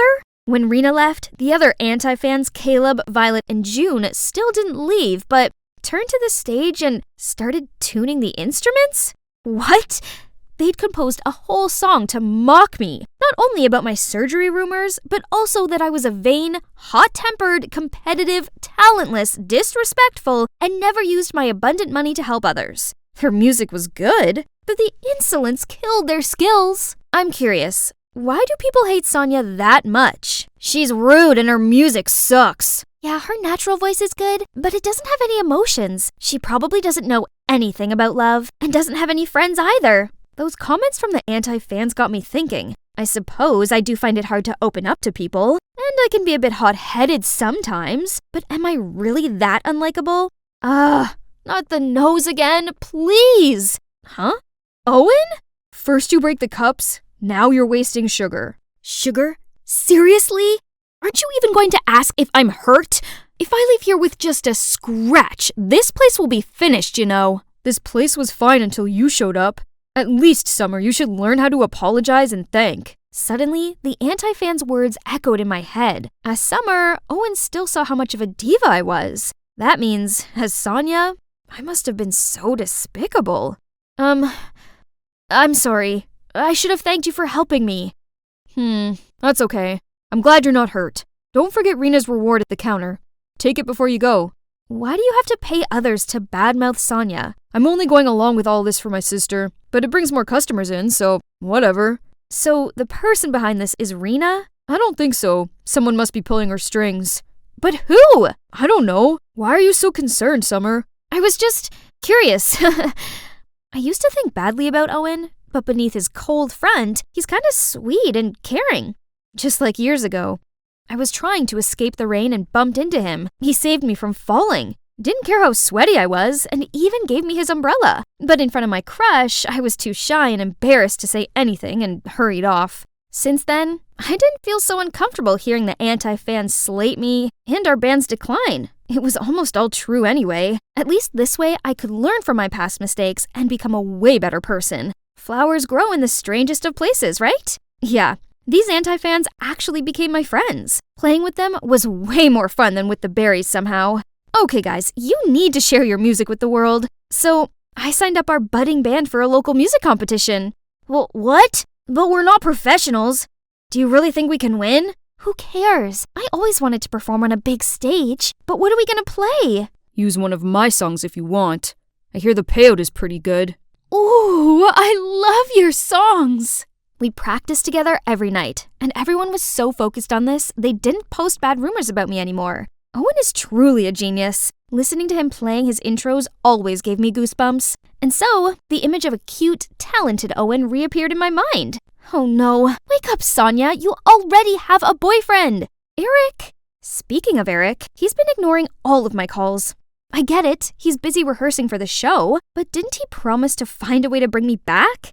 Oh, I see. You're too busy playing bands to post anything. We have a show this weekend. You started this, didn't you, Summer? I knew you were trouble from the beginning. Get out of here! I'm on her side. Are you gonna kick me out too? Don't you see I'm doing this for you? Did you forget that Eric stole your songs and used them for his debut album? Rena, don't you think I already know what you're up to? You and that Eric guy are seeing each other, right? Doesn't he want you to spread rumors so he can replace Sonia, his current girlfriend? He says if I succeed, her place in the band will be mine. An affair is one thing, but he can't help you shine with that tuneless music. That's why I need your songs! Owen, just give me a few and everything will go smoothly. At that moment, it all became clear. The only album that made a name for the Berries was actually stolen. And worse still, the person behind my plummeting career was my own boyfriend. That jerk Eric craves fame and would never let himself get caught up in a love triangle scandal. You know how important public opinion is to him. He's using you, and as soon as you give him what he wants, he'll drop you without a thought. I'm not that easily replaceable. What do you mean, Summer? I'm sorry for lying about who I really am, but not everything is fake. I wish you could feel it. Pass my words to him. I'm out. And you, Rena? That jerk doesn't deserve any of our love or trust. Even if I didn't want to go back to being the famous Sonia, I couldn't continue to be the carefree Summer either. I didn't realize they were there. They must have heard everything. You're Sonia, not Summer? All this time? You lied to us! I'm sorry. I didn't mean to hurt you or trick you. Your words made me want to change myself for the better, and your music taught and inspired me a lot. Caleb, Violet, June, I just want to be friends with you. Who wants to be your friend, you liar? I may have found out the truth about myself and Eric, but now I've lost my career, my friends, my boss, everything. I'd made such a mess of everything, and I didn't know how to fix it. I don't deserve to be Sonia, or even Summer. It must be a delivery guy. I barely had the energy to get up and open the door. Standing in front of me was... Owen? Did he come all the way here just to see me? Sonia, I've been thinking a lot about your band and Eric, and I realized that this isn't your fault. You can't let Eric win. You're too talented for that. If you show everyone your true self, I just know they'll love you. Actually, there's one thing I want to confess to you. I used to have a crush on you in high school, but you probably didn't even know I existed. Really? That's so dumb. What do you mean? Actually, at that time I liked you too. You were so cute and shy with that beautiful voice, but when I came closer to talk to you, you just ran away. If I had been more confident and braver, maybe we could have become something different. What about now? I mean, do you still want to sing my song? It'll be an honor. Your song is always special. Owen pulled me to the competition and tenderly strapped the bass on for me. Going out there without the rest of the band seemed terrifying, but we couldn't give up. Owen was about to lead me on stage when Rena rushed over to us and grabbed my arm. Sonia, I messed up. It's true that Eric was using me, and I had been so blind to trust him that much. I've corrected the misinformation about you. I was hugging her when the rest of the anti-fans appeared. I apologized to them how I was now a better version of myself because of them. Turns out we really like Summer, so we forgive you. Now we're ready to rock the night. You can't sing with them, Sonia. That song is supposed to be the theme song in our next album. Eric, it's Owen's song, not yours. And didn't Rena tell you that I no longer give a damn about your band? I did. Seems he wasn't listening. We've published your dirty plan all over the forums, so everyone can see what a jerk you are. No, you have to come with me. Tell them you made it all up. Leave her alone. I won't let you take anything from me again. My song or my girl. She's our friend now, so excuse us. We need to get on stage and perform our song. I can't believe I'm back on stage again. Only this time, it's so much better. My bandmates are awesome. The song is amazing, and the crowd is going wild. I saw Eric shamefully disappear through the crowd. Tough luck. That's what being a big slimy liar gets you. Toward the end of the song, Owen pulled me close to him and the crowd went silent. All I could hear was the beating of my heart when he gave me the best kiss ever. Hey, I'm Madison, and I was born into a well-off family. My parents are successful entrepreneurs who always fulfill their dearest daughter's wishes. Beautiful face, supermodel figure, I have both. But unfortunately, I'm not the only one. I have a limelight-hogging twin sister, Olivia. Since elementary school, my sister has won loads of trophies for her singing. Everyone was so spellbound by her that they seemed to completely forget about me. And it didn't help when Mom dressed us the same. Meanwhile, Dad was always like, "Whoa, I can barely tell my two princesses apart. Maddie, if your sister is tied up with her singing, you could help fill in her place in class." Ugh, it's not funny at all. Especially when that kind of came true. Later at 14, when I was still trying to figure out what today's homework was, my sister went and won The Voice Kids. At school, everyone kept giving me gifts and praises just to walk off on me as soon as they realized I wasn't Olivia.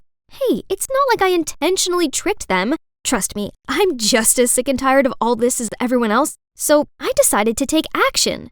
Ta-da!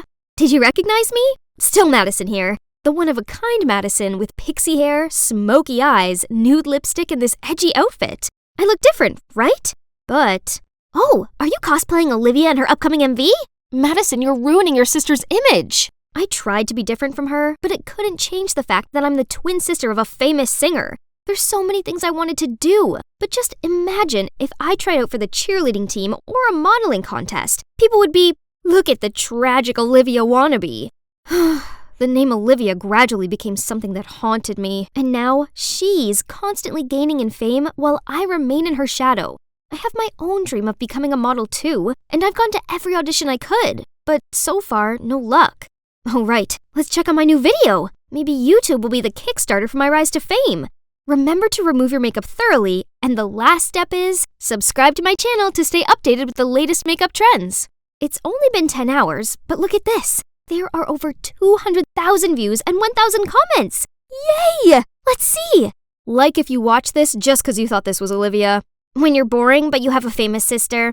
Olivia, you're the GOAT. Please reply to my comment. What on earth is going on here? No one talked about the video content. It's all about Olivia. Why can't I get rid of that name? I am Madison.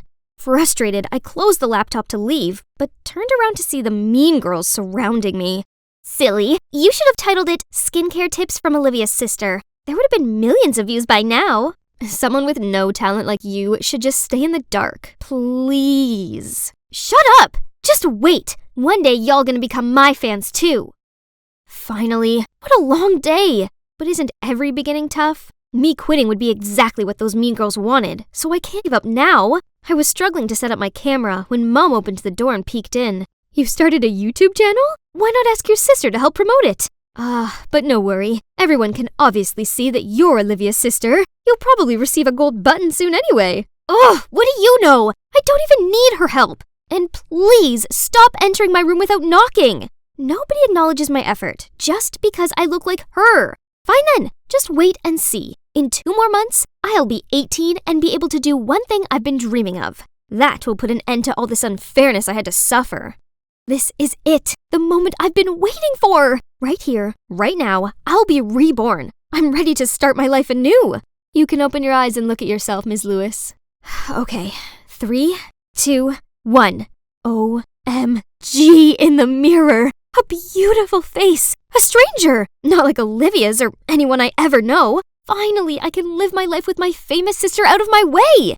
I wonder how my parents would react to this face that I myself don't even recognize. Hey, I'm home. Hello? But who are you?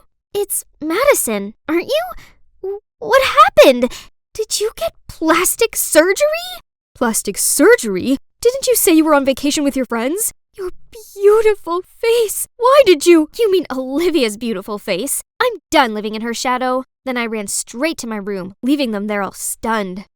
The next morning at school, all the girls' curious eyes were on me. And the boys? Needless to say, people were buzzing around. But there was no Olivia nor Madison to be heard. Nobody recognized me. I am the one and only now. Hey, Angel. Are you lost? Let me show you around. Since when did this mean girl become so friendly? You moving here is the right decision. Our school is the best in the state. Boring.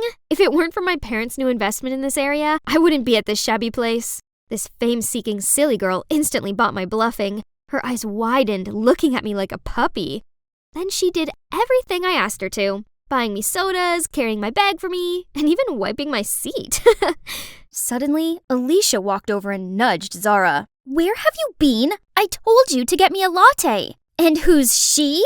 Oh, this is my new bestie. And you should go get your latte yourself, as I'll be busy showing my friend here around, right? Alicia's frown face was a picture.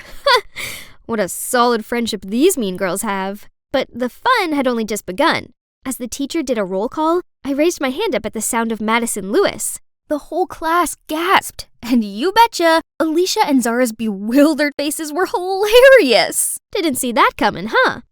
By recess, the whole school had heard the breaking news. Me, Madison, just got plastic surgery. Some were showering me with flattery, while some just kept judging the size of my eyes or my nose bridge, blah, blah, blah. But no one compared me to Olivia anymore. They just forgot about my famous twin sister. That's all I need. Madison is unique. Ouch! What's wrong with you? Are you blind? It was you going the wrong way, Madison. He looks so familiar, but I still can't think of his name. It's Dylan. Have you seriously forgotten my name already? That's right! My old neighbor Dylan. His family must have moved back to town again. But how could you recognize me right away? You look a bit different, but I can still tell from your voice. Forget the past. I'm the new Madison, the best version of Madison. Then I walked away from him. Now I'm finally free to do whatever I want without being compared to Olivia. I easily got that cheerleading captain title. From this spot, I can see all the impressed spectators and Zara's look of fury. She was the former captain who got dethroned by me. Then I went on and won the school beauty contest too. Alicia's boyfriend, Sid, even dumped her to chase after me. Who's the loser now, girl? But of course, a jerk like him didn't interest me, so I bluntly rejected him in front of everyone. One afternoon while I was going home, Sid jumped out of nowhere and blocked my way. Babe, girls are lining up to date me, but I picked you. Be my girl and you'll see. Come on, just one dinner. Let go of me! Suddenly, a big-looking guy rushed in, scared Sid off, and then offered to take me home. He introduced himself as Isaac, and turns out we were in the same chemistry class. Oh God, how come I never noticed this handsome boy? Probably chemistry had sucked the life out of me every time I entered that lab room, but it's okay. We can rebuild our chemistry here now. After that day, we texted each other all of the time, and a week later, we became an item. Fast, yes, but when you know, you know. Isaac took care of me during workouts, waited in the salon for hours, and even kept me updated with fashion trends. He's just perfect. But one time, when we walked hand in hand at the mall, I caught sight of Dylan's cold face. I suddenly felt awkward and tried to avoid his gaze. Strange. But why bother? Isaac and I were too busy discussing our upcoming plans anyway. I finally released my second video, and no one mentioned Olivia. But Gigi, Bella, Lily, Maymac? Now they're seeing me like those hot girls? Ridiculous! And talk kept coming about how I look like other stars. Maybe she brought their photos and asked the surgeon to copy them, but no way can replica compete with the original. Still, isn't it better to resemble your own sibling than being some stranger's copycat? So, did I really look like a carbon copy of someone else? Again? I rushed to Isaac. He's the only one I can trust. Just a little, babe. But if you don't like it, there's always a way. So I continued to undergo many other surgeries to find the perfect, unique Madison. Isaac was always there to encourage me. He was the one who suggested what part I should fix next. Sharper jawline, thinner nose, fuller lips. He has an eye for this, right? Seems like your eyes still need some fixing. I'll take you there next week. More? I know Isaac only wanted the best for me, but after pouring my fortune on endless plastic surgeries, I was completely broke, and no way would my parents agree to lend me some. Why not ask Isaac, you wonder? I can't do that. I'm not a gold digger. The surgery appointment was coming up, but I still couldn't gather enough money. What to do? What's wrong? Fighting with your guy? Desperate to offload, I blurted out my problem. So, could you help me out? I'll pay you back as soon as possible. I don't know why you think you need all this surgery. If Isaac really loved you, no way would he make you do this. Let me knock some sense into this dude. Dylan seemed so mad. I tried to pull his hand, but to no avail. Thank goodness someone blocked him. That's Olivia. I don't know what she said, but Dylan calmed down and went inside. Then Olivia walked towards me. You're already so pretty, Madison. Don't mind what others say. You guys don't know me at all. I'd rather be weirdly ugly than be pretty, but look the same as someone else. I don't want to be a copy of anyone. Then I stormed off immediately. Waking up after a restless night, I was reaching my phone to call Isaac, then saw an envelope of money on the nightstand. Is this from Olivia? Why did she... Never mind. No time to think, else I'm gonna be late for my appointment. Look, my face has healed just in time for my graduation ceremony. Pretty, huh? But I haven't been able to bring myself to be happy at all, as it's been over a month since Isaac ghosted me. After the eye surgery that day, Isaac insisted I have my nose fixed too. I said I needed more time to recover, but he got annoyed and just left. I've been looking forward to this graduation, which is compulsory for everyone, so he won't be able to avoid me anymore. My parents came too, but probably for Olivia, and today's spotlight is definitely hers. Suddenly, the crowd surrounding my sister gravitated to something else. Hang on, Isaac? Oh my God. Standing next to him is a girl who looks exactly like me! And her dress is identical to the one Isaac once gave me. I rushed over to confront him, but he flung me away. Wow, how buzzing! Both the real deal and the knockoff are here. Can you even tell them apart, Isaac? Stop saying nonsense. My princess is the one and only. Hey, you really do look a lot like me. Who are you? So after countless surgeries, I was still a doppelganger? All I want is just to be myself, to be unique. Why is it so hard? I felt rage filling up my body. I ran to the restroom to calm myself down, but it didn't help because I overheard the truth. Isaac and Naomi broke up when she moved abroad with her family. Guess she's back now. Yeah, how much he must love her to do all this. Great, now I get it. Isaac only wanted me to get plastic surgery to look like Naomi. But once his ex is back, he threw me away like a broken toy. So the gossip girls at school are definitely not missing out on this chance to mock me. Girls, stop! My sister, it's you who needs to stop. Don't you know you're the cause of everything? Calm down, Madison. It's completely normal to look like someone. To me, and to your family, you've always been the one and only Madison. No! I've never been seen as the only one! Then I told Dylan everything I'd bottled up inside, why I absolutely needed plastic surgery, why I was so obsessed with the fact that I resembled my sister. Everybody had always thought of me merely as Olivia's shadow. I never knew that's how you felt. I'm sorry, Madison. We are such bad parents. Startled, I turned around to see everyone. Madison, I've never looked down on you. I only thought I could use my reputation to make things easier for you. We always try to do the best we can for you two. We thought this change in appearance was what you wanted, if only we'd realized the painful reason behind it. Oh, wow. They actually cared this much about me? I cried even louder and ran straight into their open arms. Maybe Dylan was right. Maybe I really am special just for who I am, not for what I look like. The next day, I went to school to clear out my locker. High school is over. Now I can shake off all the bad memories I had here. Let's start things anew. Oh, finally found you. Naomi, right? I'm so sorry. I didn't mean to copy you. I didn't know. It's all right. I know it wasn't your fault. I swear I had no idea Isaac was that much of a jerk. I immediately dumped him and exposed him online. How could he think us girls are just replaceable items? He even had the cheek to cry and beg me, but men like him don't ever deserve to be near us. I thought you'd be angry with me. For what? Madison, I'm truly sorry for what you had to go through, but everything has a bright side to it, don't you think? What do you think about having another twin sister? My dream of becoming a star on a runway has finally come true, but the most amazing thing was finding a companion with the same passion as me, who's none other than my new identical twin, Naomi. Bet no one can tell us apart. Miss Madison Lewis, would you go on a date with me after this? Oh, but I'm Naomi. Don't ever think you can fool me, Madison. You've always been different in my eyes. I was grabbing a book out of my locker when some guy's shout startled me. Hey everyone, the results are over here! Oh, it's just the results of the Mind Buzz, our annual high school general knowledge competition. People, what's the rush? Don't we all know what it'll be like already? See, nothing's changed. That's my name, there, the first place of Willowmere High, as always. And of course, what came along with it were endless praises from everyone. Way to go, Millie, you're our school superhero! Oh my gosh, you're amazing, I'm so jealous of you. Yep. Hi, I'm Millie. The girl who always aces every school contest and is therefore adored by the other students, all the teachers, and the principal.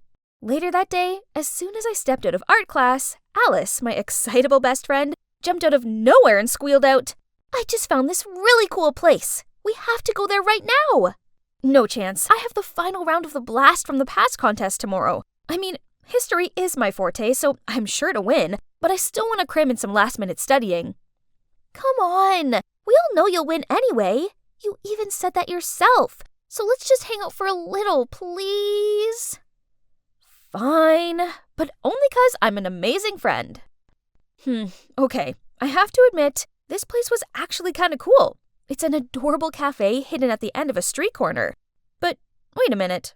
What's up with that sticker on the window? Isn't that the Leafmore High School symbol? No way we're setting foot in that taboo place. I tried tugging on Alice's arm and gesturing for us to leave, but she stood her ground and replied, "Come on, Millie.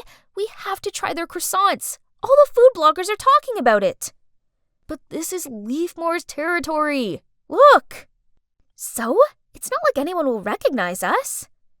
Before I could comprehend what was happening, she dragged me inside. Oh well, it seems like we've gone too far to draw back, so I may as well sample what this place has to offer. Why was our order taking so long? And what was with Alice? Ugh, how many selfies did one girl need to take?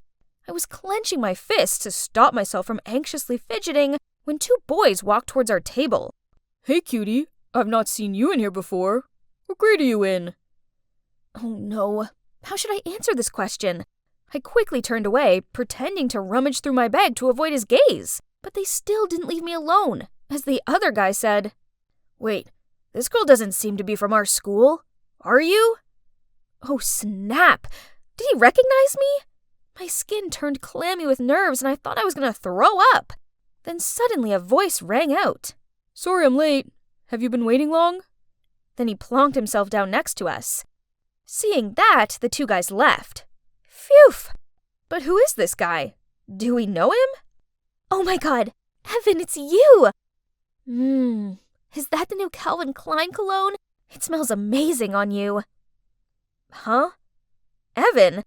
As in, Evan Summers? The top student in Leafmore, aka my biggest competition in tomorrow's contest? To Alice's excitement and my puzzled look, Evan just lightly smiled, then got up to leave. He's indeed a cold angel. What? All he was to me was arrogant. You're probably wondering what the deal between Willowmere and Leafmore is, right? They're the two biggest high schools in this town, but like the same poles of magnets, they repel each other. The two schools have been rivals since forever, competing with each other from academic achievements to collective activities. In competitions organized by the town, such as marathons, Halloween decorations, or even cooking contests. And of course, the students from both schools despise each other so much that we have boundaries in town. For example, this cafe is only for Leafmore students, while only Willowmere students are allowed in that bookstore. Breaking these rules could lead to outright carnage. The schools take this super seriously. Hence, there's even a rule saying we can't interact with each other. And dating is a real no-no. You see, as the top student in Willowmere, I can't let anyone find out I've stepped foot in Leafmore territory, as if they do, my life won't be worth living. And also, because of my number one position, I have a responsibility to help my school win as many prizes as possible. And this history contest is no exception. I anxiously waited for the host to announce the results. And the last 20 points go to Leafmore High School, which makes them the winners of today's contest. From the other side of the hall, the Leafmore students erupted into applause, and they all charged at Evan and hugged him. Seeing the arrogant Evan with a triumphant face made me even more upset. Congratulations, you were amazing! Alice, we lost. Only by 5 points. Second place is still good, but it was me who was defeated by that Evan. Poor Alice is still trying to keep her shy smile at me. I didn't want to take it out on her either, so I quickly left. The next day I was walking along the school corridor, minding my own business, when I passed a group of students gossiping about me. Poof, she defo lost the quiz on purpose. Yeah, her question was so easy. Everyone knows that the first US dollar was printed in 1862. Why were they saying such mean things about me? I tried my best to ignore their jibes and distract myself with my phone. But what is this? Someone had uploaded a picture of me, Alice, and Evan all sitting together in that cafe the other day. Oh no. And worse still, from this angle, we all looked kind of close. Furious, I went to leave, but Polly, this annoying girl, blocked my way and mocked me. Millie, if you don't like this place, you could have transferred schools. Losing to Leafmore on purpose is just embarrassing. I did no such thing. Not that it's any of your business. I hurried away from her and her smirking friends. The problem is, it seemed like the entire school had seen that picture and concluded that I'm a traitor. At least things couldn't get any worse, right? Wrong. My bad luck continued when I got my English Lit essay back. A B-. This can't be right. I never get anything lower than an A. Ever! I was checking through my test when suddenly there was an announcement on the speaker, asking me to come to the principal's office. Millie, you're usually such an excellent student, but I've received some unpleasant news about you recently, and your grades are slipping significantly. I could only stare down at the floor and mumbled, I'm really sorry. I'd never been scolded by the principal before. This was the worst day of my life. Miss Garcia was silent for a moment before she continued. However, I still have faith in you, so I'm giving you one last chance to prove yourself. The town's hosting a Rube Goldberg machine camp and our school must win. Can you make that happen, Millie? I forced a smile and nodded. No problem, ma'am. The first prize will be ours. Trust me. This is my chance to show everyone that I'm devoted to this school. However, there's one teensy tiny problem. Physics is not my forte. It's all right. I just gotta do my best, right? I spent the next 2 weeks planning, researching, and testing out ideas with my group. We finally managed to create the perfect Rube Goldberg machine. It includes 15 genius steps to complete the final task. We're surely gonna secure all these bonus points. Finally, the camp weekend arrived, and I was super stoked to show off my team's entry. Tomorrow will be it. I'll get Willowmere's name back on top again. Then suddenly, Miss Garcia tapped my shoulder and gestured me over to an empty corner and worriedly said, Leafmore's machine is highly praised by the judges. At this rate, they're most likely to win, and that'll mean humiliation for us. Don't worry, I'm trying my best. We'll add some extra magnets and springs. It's no use.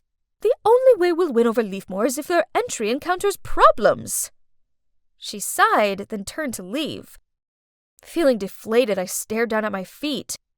That's when I saw a pocket knife, with Miss Garcia's name printed on it, lying on the ground. I picked it up and called out, "Miss, you dropped your knife!" But Miss Garcia didn't stop walking or turn back, and just did a snipping gesture with her fingers. Could it be that Miss Garcia meant...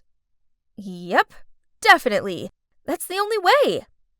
So that night, I waited until everyone else was asleep, then I snuck into the gallery and cut a piece of wire holding the light bulb of Leafmore's model. That should be enough. I was about to leave the room when suddenly the lights came on. "What are you doing here?" You just did this, didn't you? Yeah? So what? Go ahead, tell on me if you want. This is all so meaningless. Then he sat down and started fixing his model. Huh? What's meaningless? Good God, he's so full of himself. Fine then. Just you wait, Evan. I'll beat you with my own talent. Let's see if you'll still be Mr. Arrogant then. It was my team's turn, and for the first 3 steps, the Rube Goldberg machine worked quite smoothly. But when it came to the 4th step, suddenly the wooden slide collapsed, causing the marble to fall to the ground and the machine to stop working. We all stared at each other in panic. No, this couldn't be happening. We tested it many times this morning and it had worked perfectly fine. I rushed over to check what was wrong with the machine, but I struggled and couldn't find a way to fix it, when suddenly a voice said, "Let me see." I looked up. It was Evan.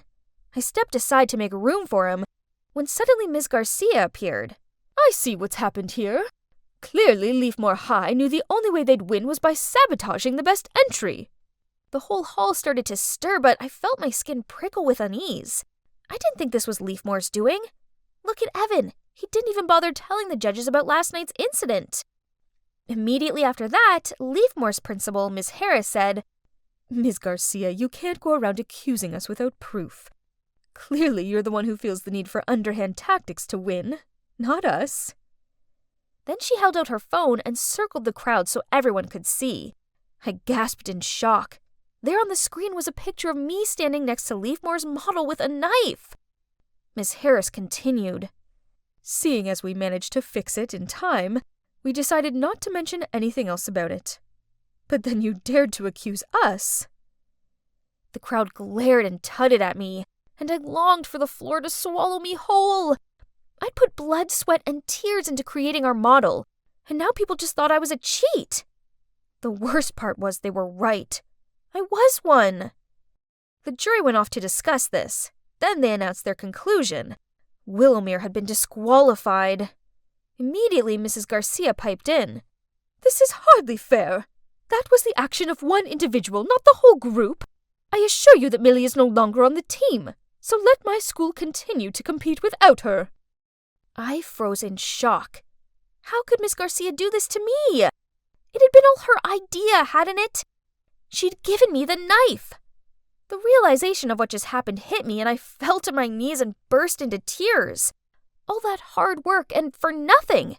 Even Alice hugging me in comfort didn't release me from my gut-wrenching, sinking feeling.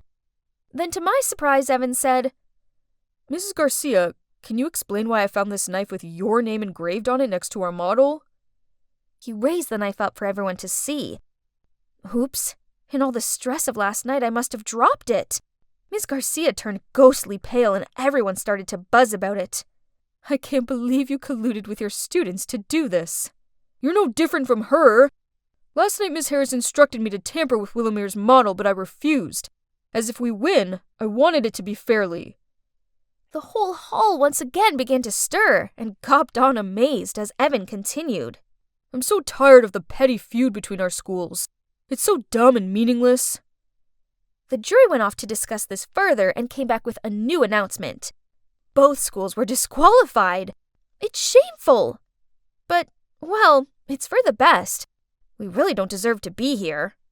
Oh boy, that sure was eventful. The scandal between the two schools was hot gossip in the town for days. They even brought it up at the monthly town meeting. That's when the truth came out that Miss Garcia and Miss Harris had history. They were in the same year at school and were fiercely competitive against each other. So, years later, when both of them became principals of the two schools, they began this whole feud war. In the end, both principals were forced to leave their positions. So, now what? Well, there aren't any dumb rules about where I can go anymore, which is good, because I actually really like it here. I've learned my lesson, and I'm never going to let anyone pressure me into cheating ever again. Peace has returned to school life, and it feels good. Oh, and as for Evan, I'm actually studying with him right now for our next Blast from the Past quiz. Only this time, I'm definitely going to beat him. The bell had already rung, but here I was, still stuck in chemistry class. Mr. Evans won't stop droning on about the big test coming up. Abigail, you do know what a bond is, right? That's easy. My dad goes on about them all the time. U.S. Treasuries, Japan bonds. They are financial bonds. We're talking about chemical bonds, for Christ's sake. Close enough. Don't you think I deserve a grade increase? Enough. Go and meet your homeroom now. This is unacceptable. Jeez, his bad mood must have been contagious for adults, as Miss Garcia was also in a foul mood. So, Abigail, I will organize a meeting with your dad. My dad? No, he'll go mad and take away my credit card. This seriously cannot go on anymore. Your grades are in a downward spiral. I promise I'll actually study this time. Please, let me prove it by acing my next test. Your next test. Let's see. That appears to be your chemistry final in 2 weeks' time. That's perfect. I need time to process all the knowledge I've been learning anyway. And, phew, crisis averted. Now, where's Norma? I need some retail therapy with my bestie. So I have 2 weeks to work this out. I mean, you can probably cram in quite a bit within that time. No, Norma, I have to figure out what I need to buy before my dad locks the card. Right then, a nearby waiter suddenly tripped and spilled orange juice onto Norma and her newly brought Chanel bag. Oh no! But to my surprise, she just smiled and dismissed the waiter. What was that, Norma? What's got into you? Love, I guess? It's still early days, but I'm in love, Abby. Isn't the world so dreamy and beautiful? You are kinda happy? Hold up, Mrs. Garcia is single. If I found someone special, then she'd be too distracted to call in my dad for the meeting. Yeah, I guess. Or, you could actually study. Don't be ridiculous. Mr. Evans is single too. 2 birds, 1 stone. So the next morning, I joined Mr. Evans' chemistry club to spy on him. Wanna hear a joke? What do you think 0 says to 8? Nice belt! Hey girl, can I be the photon to your electron and take you to an excited state? Please, somebody save me already. Yo, Callum, you're late to the party. We're having a blast over here. Are you coming home with me or Mrs. Garcia today? Miss Garcia? Hi, Hank. My mom's staying late at school today, so... This Callum guy is Miss Garcia's son? I sure came to the right place. Mr. Evans then gave some boring lecture about states of matter. After drawing a whole maze of weird symbols and stuff on the board, he asked if anyone had any questions. Here comes my chance. Oh, good. Curiosity is the gateway to knowledge. Go ahead, Abigail. I was wondering if you like tea or coffee? Oh, and also, are you more of a dog or cat person? Can you please pay attention to the lesson? Callum, as a top student, I think you can help her. Of course he will, Mr. Evans. Poor guy, he's totally oblivious that he's been chosen for my master plan.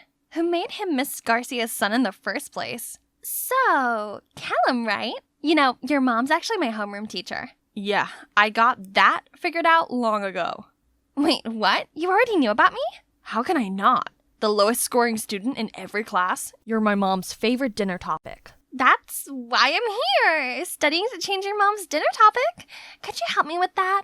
Nope. I don't know what you're up to, but keep me out of it. No way I was letting this plan fail. So I decided to follow Callum to the library after school to learn more about Miss Garcia. Oops, what a coincidence. Didn't expect you to be here. Thought you'd be studying with your mom 24/7. We're just normal people who do other things apart from studying. Reading, watching movies, talking. I guess you and your mom only read specialized books. Quite the opposite, actually. We both enjoy Victor Hugo. What about you? Since when were you suddenly interested in chemistry? Me? Why not? I've always had the biggest passion for chemistry. The way all the substances interact with each other is mind-blowing. Chemical bonds, If you're that interested, then yeah, I'll make you a master of chemistry. But first, you may want to try reading your book the correct way. Did he just say he'd help me with chemistry? Why does my gut instinct tell me trouble is on the way? I came home with Callan's precious piece of information about his mom and forged the cheesiest love letter, well, on behalf of Mr. Evans, of course, and made sure to hand-deliver it. Who knew someone as strict as Miss Garcia had a soft spot for Victor Hugo romance novels? From my hiding spot, I saw Callum open the door and get the letter. Okay, first bird down. The next morning, I was excited to peek into the teacher's room to check on Miss Garcia. But why is the principal here? And in his hand is the love letter. Ye who suffer because ye love, love yet more. To die of love is to live in it. From David. David Evans? Sorry, Mr. Brownies. That's actually my, literature assignment. Wrong address. How in the caramel fudge did this letter end up here? Callum obviously got the letter. I decided to sneak the letter directly into Miss Garcia's bag afterward.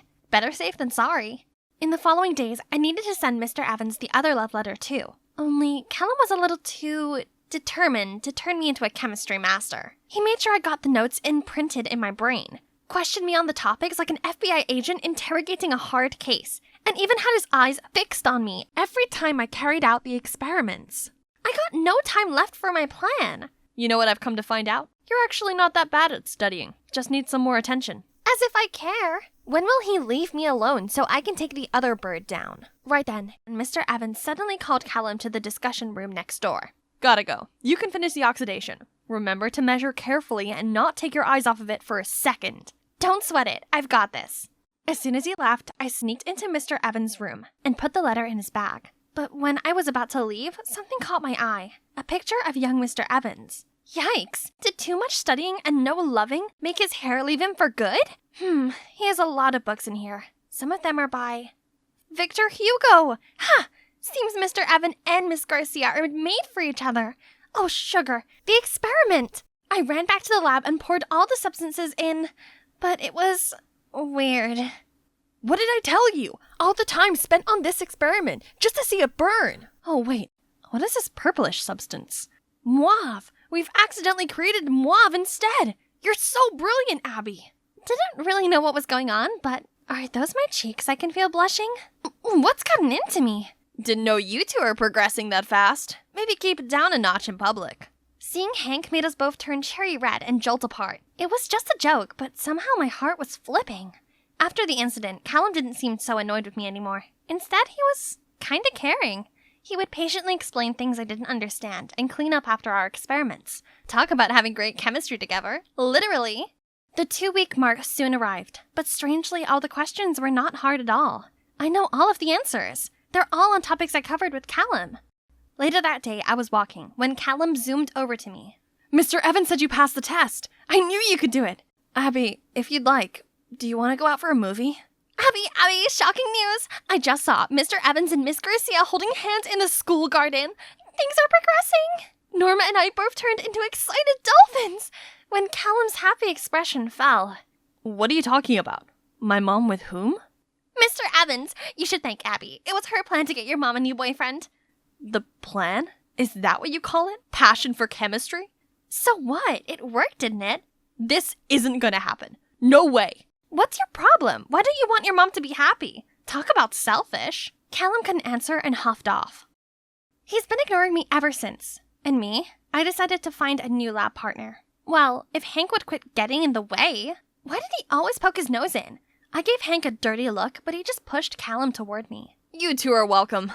Ugh, what gives? Callum couldn't even meet my eye. I felt kinda bad for Callum. I guess no one wants to see their parent dating their chemistry teacher, right? Why bother anyway? I should be happy because the plan has worked out. What's up with Callum? Why is he acting as if someone burglarized his house or something? Actually, Callum's dad walked out on them a couple of years back. Since then, he swore to never let anyone hurt his mom again. That's why he's so against your matchmaking plan. That explains a lot, but wait, how did you know about the matchmaking plan? Hank started to sweat bullets while Norma constantly winked at him. Hey, are you guys hiding something from me? Don't tell me. No, we're not dating. We're... You said it yourself, idiot. That makes sense. The next morning, Miss Garcia suddenly got sick, and this Miss Flowers came in to cover. Different from our strict homeroom, Miss Flowers didn't teach much and seems pretty chill with whatever we do in class. Great, huh?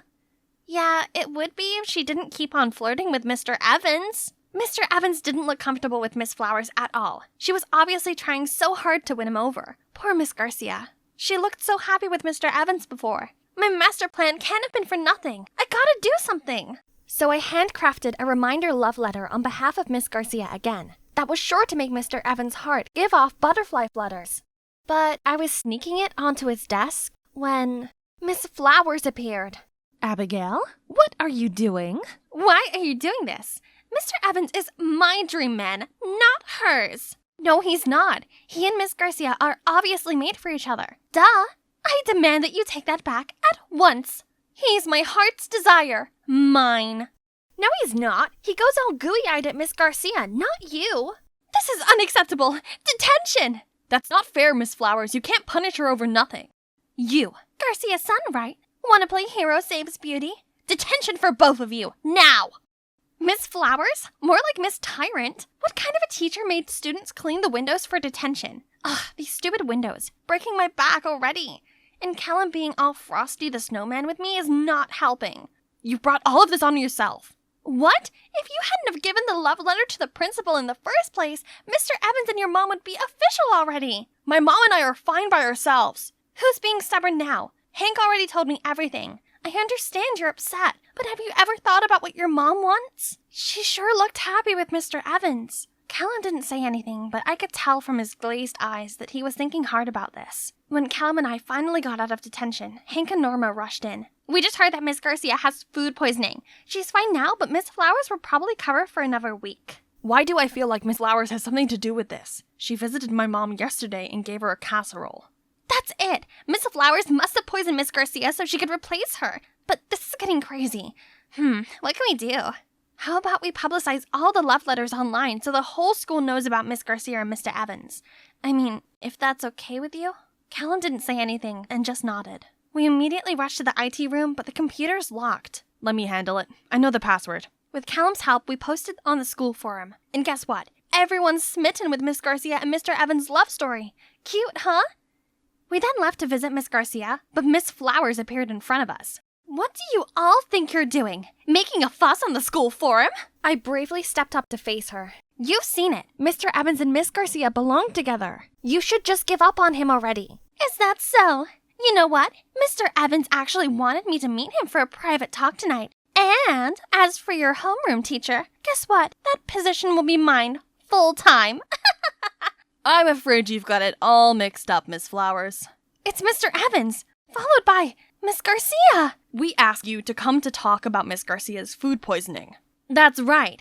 Earlier today you visited me, asking me if I was ready to come back to class tomorrow. You were very kind and even brought me homemade food. Little did I know that this was a deliberate attempt for you to make me sick. Luckily, Mr. Evans dropped by just in time to get me to the ER. And now you're talking about taking my place? No way! But the students clearly love me more anyway. They hate you because you always make them study. Just then, everyone started booing her. Miss Garcia is strict, but at least she's serious with teaching and always makes sure we study. You don't teach us anything. That's right! And we all know about Miss Garcia and Mr. Evans already. You're just being a third wheel. No! This can't be true! David, tell these kids that our love is as bright as the sun, and that we're soulmates.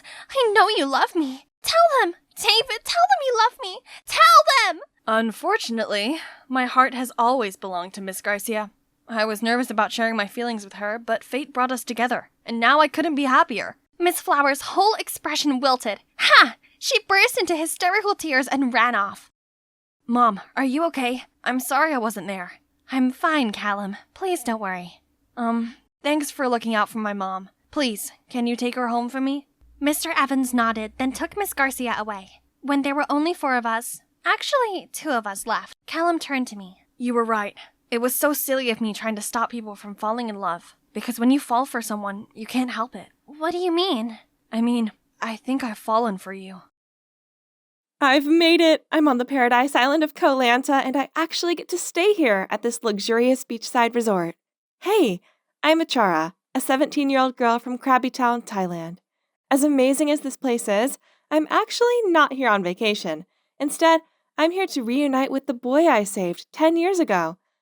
I almost forgot he existed until last week when I came across a Facebook post by Thomas, a famous British swimmer, searching for the mystery girl who saved his life as a child. Thomas is currently in Thailand for business, so here I am, eager to finally see him again. I was waiting by the gate when suddenly sounds of rolling suitcases came from behind me. I turned around to see 2 girls about my age standing there. Who are they? Before I could say anything, the gate opened and a friendly woman invited us inside. According to Mrs. Danvish, Thomas's housekeeper, he had a training schedule in another city and wouldn't be back for a couple of days. Then she introduced us to each other. The short-haired girl is called Sarai, and the longer-haired girl is Kanda. Dearie me, I must say that having 3 girls all claiming to be Thomas's savior came as a bit of a surprise. But I'm sure the truth will come out in the wash. Until then, please all stay here and make yourselves comfortable. So, those 2 girls are pretending to be me? Unbelievable! But no problem. Thomas would soon realize I was the one he was looking for and would kick those imposters out of here. I dropped my suitcase off in my room, then went downstairs for dinner. As soon as I sat down, Sarai spoke out. Stop acting. I know you 2 fakers are just pretending to be me so you can get your hands on Thomas's fortune. You're the fake one? Curly hair and a mole? You really have done your study, huh? OMG, these 2 audacious girls were getting on my nerves. At that moment, Mrs. Danvish entered, followed by the waiter with a trolley full of the most delicious-looking food I'd ever laid eyes on. Now that Mrs. Danvish was here, the 2 imposters immediately changed their frosty attitudes to their bright smiles and sweet-as-pie acts. Ladies, please help yourselves to food and drink. Then tomorrow morning, after you've all been well rested, we shall have a little chat. But how am I supposed to enjoy the food when I have these 2 vultures glaring at me? I quickly finished my meal, then rushed back to my room. I must be well prepared for tomorrow.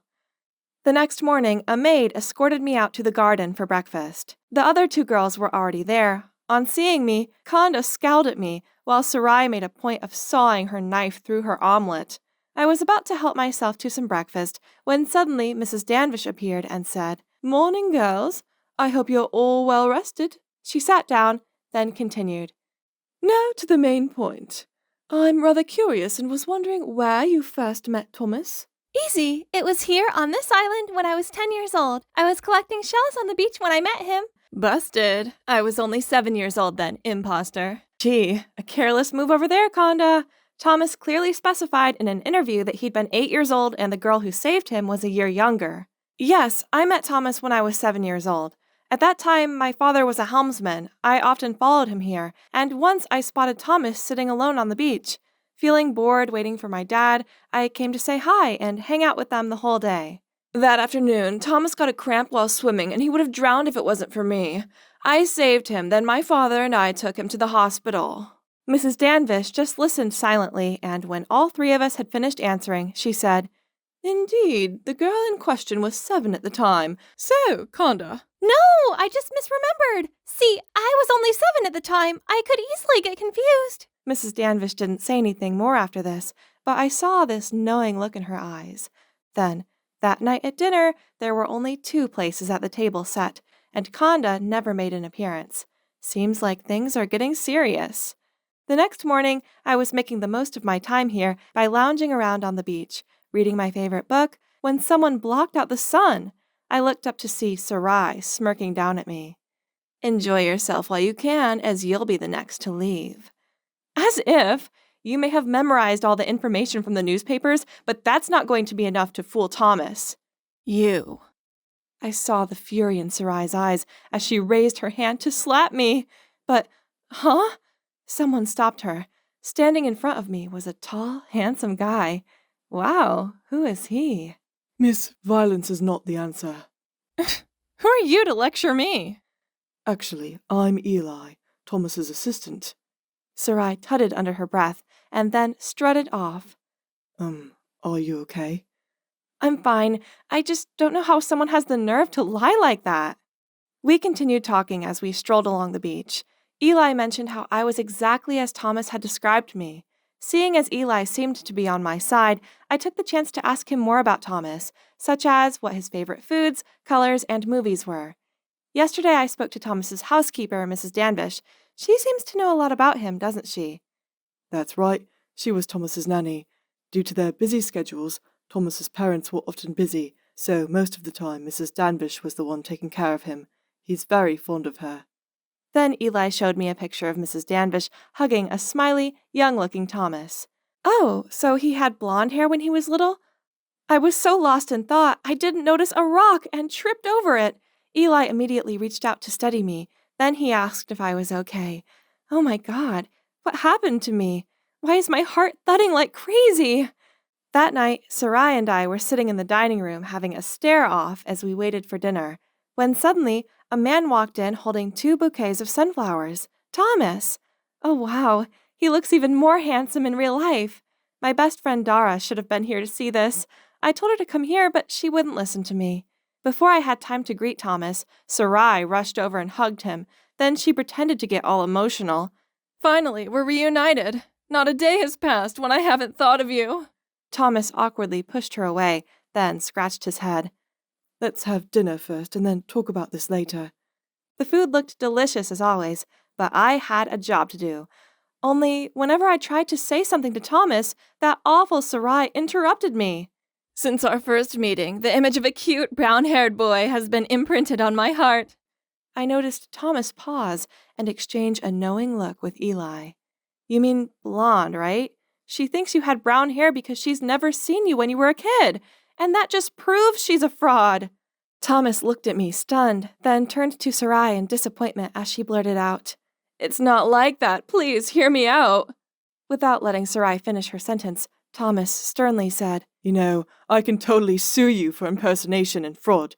If you don't want to get in trouble, get out of here at once. Sarai looked like she was about to cry as she stuttered helplessly, then quickly got up and left. Thomas then grabbed my hand, smiled, and said, Finally, I found you. So he's weeded out the frauds. But why do I feel so guilty when I see his cheerful face? And what about Eli? Why do I find myself wishing it wasn't Thomas holding my hand right now? The next morning, I took Thomas to my hometown and showed him around. We were walking along the shore of the Krabby River when I saw Dara waiting. There she is. I invited her to join us. This is Dara, my best friend. Dara, this is Thomas, the guy I was talking to you about. Right then, my phone started ringing. Excuse me, I've got to take this. Go ahead, guys. I'll be right back. I quickly left, but did not forget to wink at Dara and whisper to her, I did my best. Now it's your turn. I took a stroll around the area and came back to see Thomas sitting alone, looking off into the distance. Where did Dara go? Seeing me, he stood up and said, Dara had something to do, so she left early. We should leave too. On our way back home, I couldn't help but ask Thomas, So, Dara told you everything, right? What do you mean? Oh, well, she did tell me about some interesting spots in the town. Oh man, that means Thomas still has no clue? Silly Dara. I put so much effort into bringing him here. Oh, hey, Achara. This suddenly came to my mind. When you took me to the hospital back then, do you remember what flower you gave me? Flowers. He got me sunflowers last time, so it must be...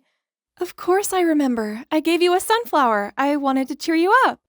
I was expecting a nod from Thomas, but to my surprise, he sighed and said, Actually, I just made that up. There were no flowers at all. Thomas's words got me wavered. I didn't want to end up in a position like this. Fine. If Dara chickened out of telling him the truth herself, then I guess I just have to do it. Thomas, I'm sorry. Actually... And so I told Thomas the truth. The one who saved Thomas that day was Dara, not me. And she's in a pretty tough situation right now. Ever since her dad's accident that left him unable to take his boat out anymore, Dara's family were in terrible debt. So, when I saw the article where Thomas was searching for his savior, I tried to convince Dara to come forward, as he might be able to help out her family. But I can't do that. I can't let him see me in this awful state. He would presume I was only after his money. No matter how much I tried to convince her, Dara still refused to go and meet Thomas. And so I decided to disguise myself as Dara and approach you first. Then I planned to reunite you here. And she agreed to all that? No, she didn't. I carried things out all alone. I kept asking Dara for more information about the past and then spent all my savings on hair appointments and makeup to fake a mole like hers. Then I lied to my parents that I was participating in a summer camp and went to Koh Lanta. I also arranged to meet her here today, but I guess she's still not ready to talk to you. Actually, when I saw Dara, I felt this strange connection toward her, but seeing the way she left like that, maybe she doesn't want to see me again. Oh no, what had I done? I want to bring them together, not drive them apart. Are things really just going to end up like this? It's been 3 days since then, and now here I am, nervously waiting for Dara in the airport lobby. I'd asked her to meet me here, but this doesn't look good. Does she really not even bother to say goodbye to me before I leave the country? Achara, seems like Dara isn't coming. I'm sorry, but we have to go. I gave a solemn sigh and pulled my suitcase when suddenly I heard someone call, "Wait up! Achara!" I turned around and saw Dara running towards me. Oh boy, what a relief! I quickly hid away my smile and put on a sulky expression. "Oh, you're here? Thought you wouldn't come. Anyway, my boyfriend and I are off to London to meet his family. They're really eager to meet his savior, right, babe? Thank you for coming to send me off." Dara gave an awkward look. Then she took my hand and led me over so she could whisper, "Achara, can I talk to Thomas in private for a minute?" Yes, my plan worked. I turned to Eli and gave a thumbs up. Then we rushed off and left Dara and Thomas to talk alone. Did you really think I would let those two idiots give up on each other so easily? No way. I had discussed it with Thomas and planned to fake a cheesy farewell at the airport, and voila! Dara finally realized her feelings for Thomas in this hit-or-miss moment, and the two of them had a happy reunion. Yay! So, what about me, huh? Well, you don't have to worry, because I might have scored this cute, handsome assistant right here.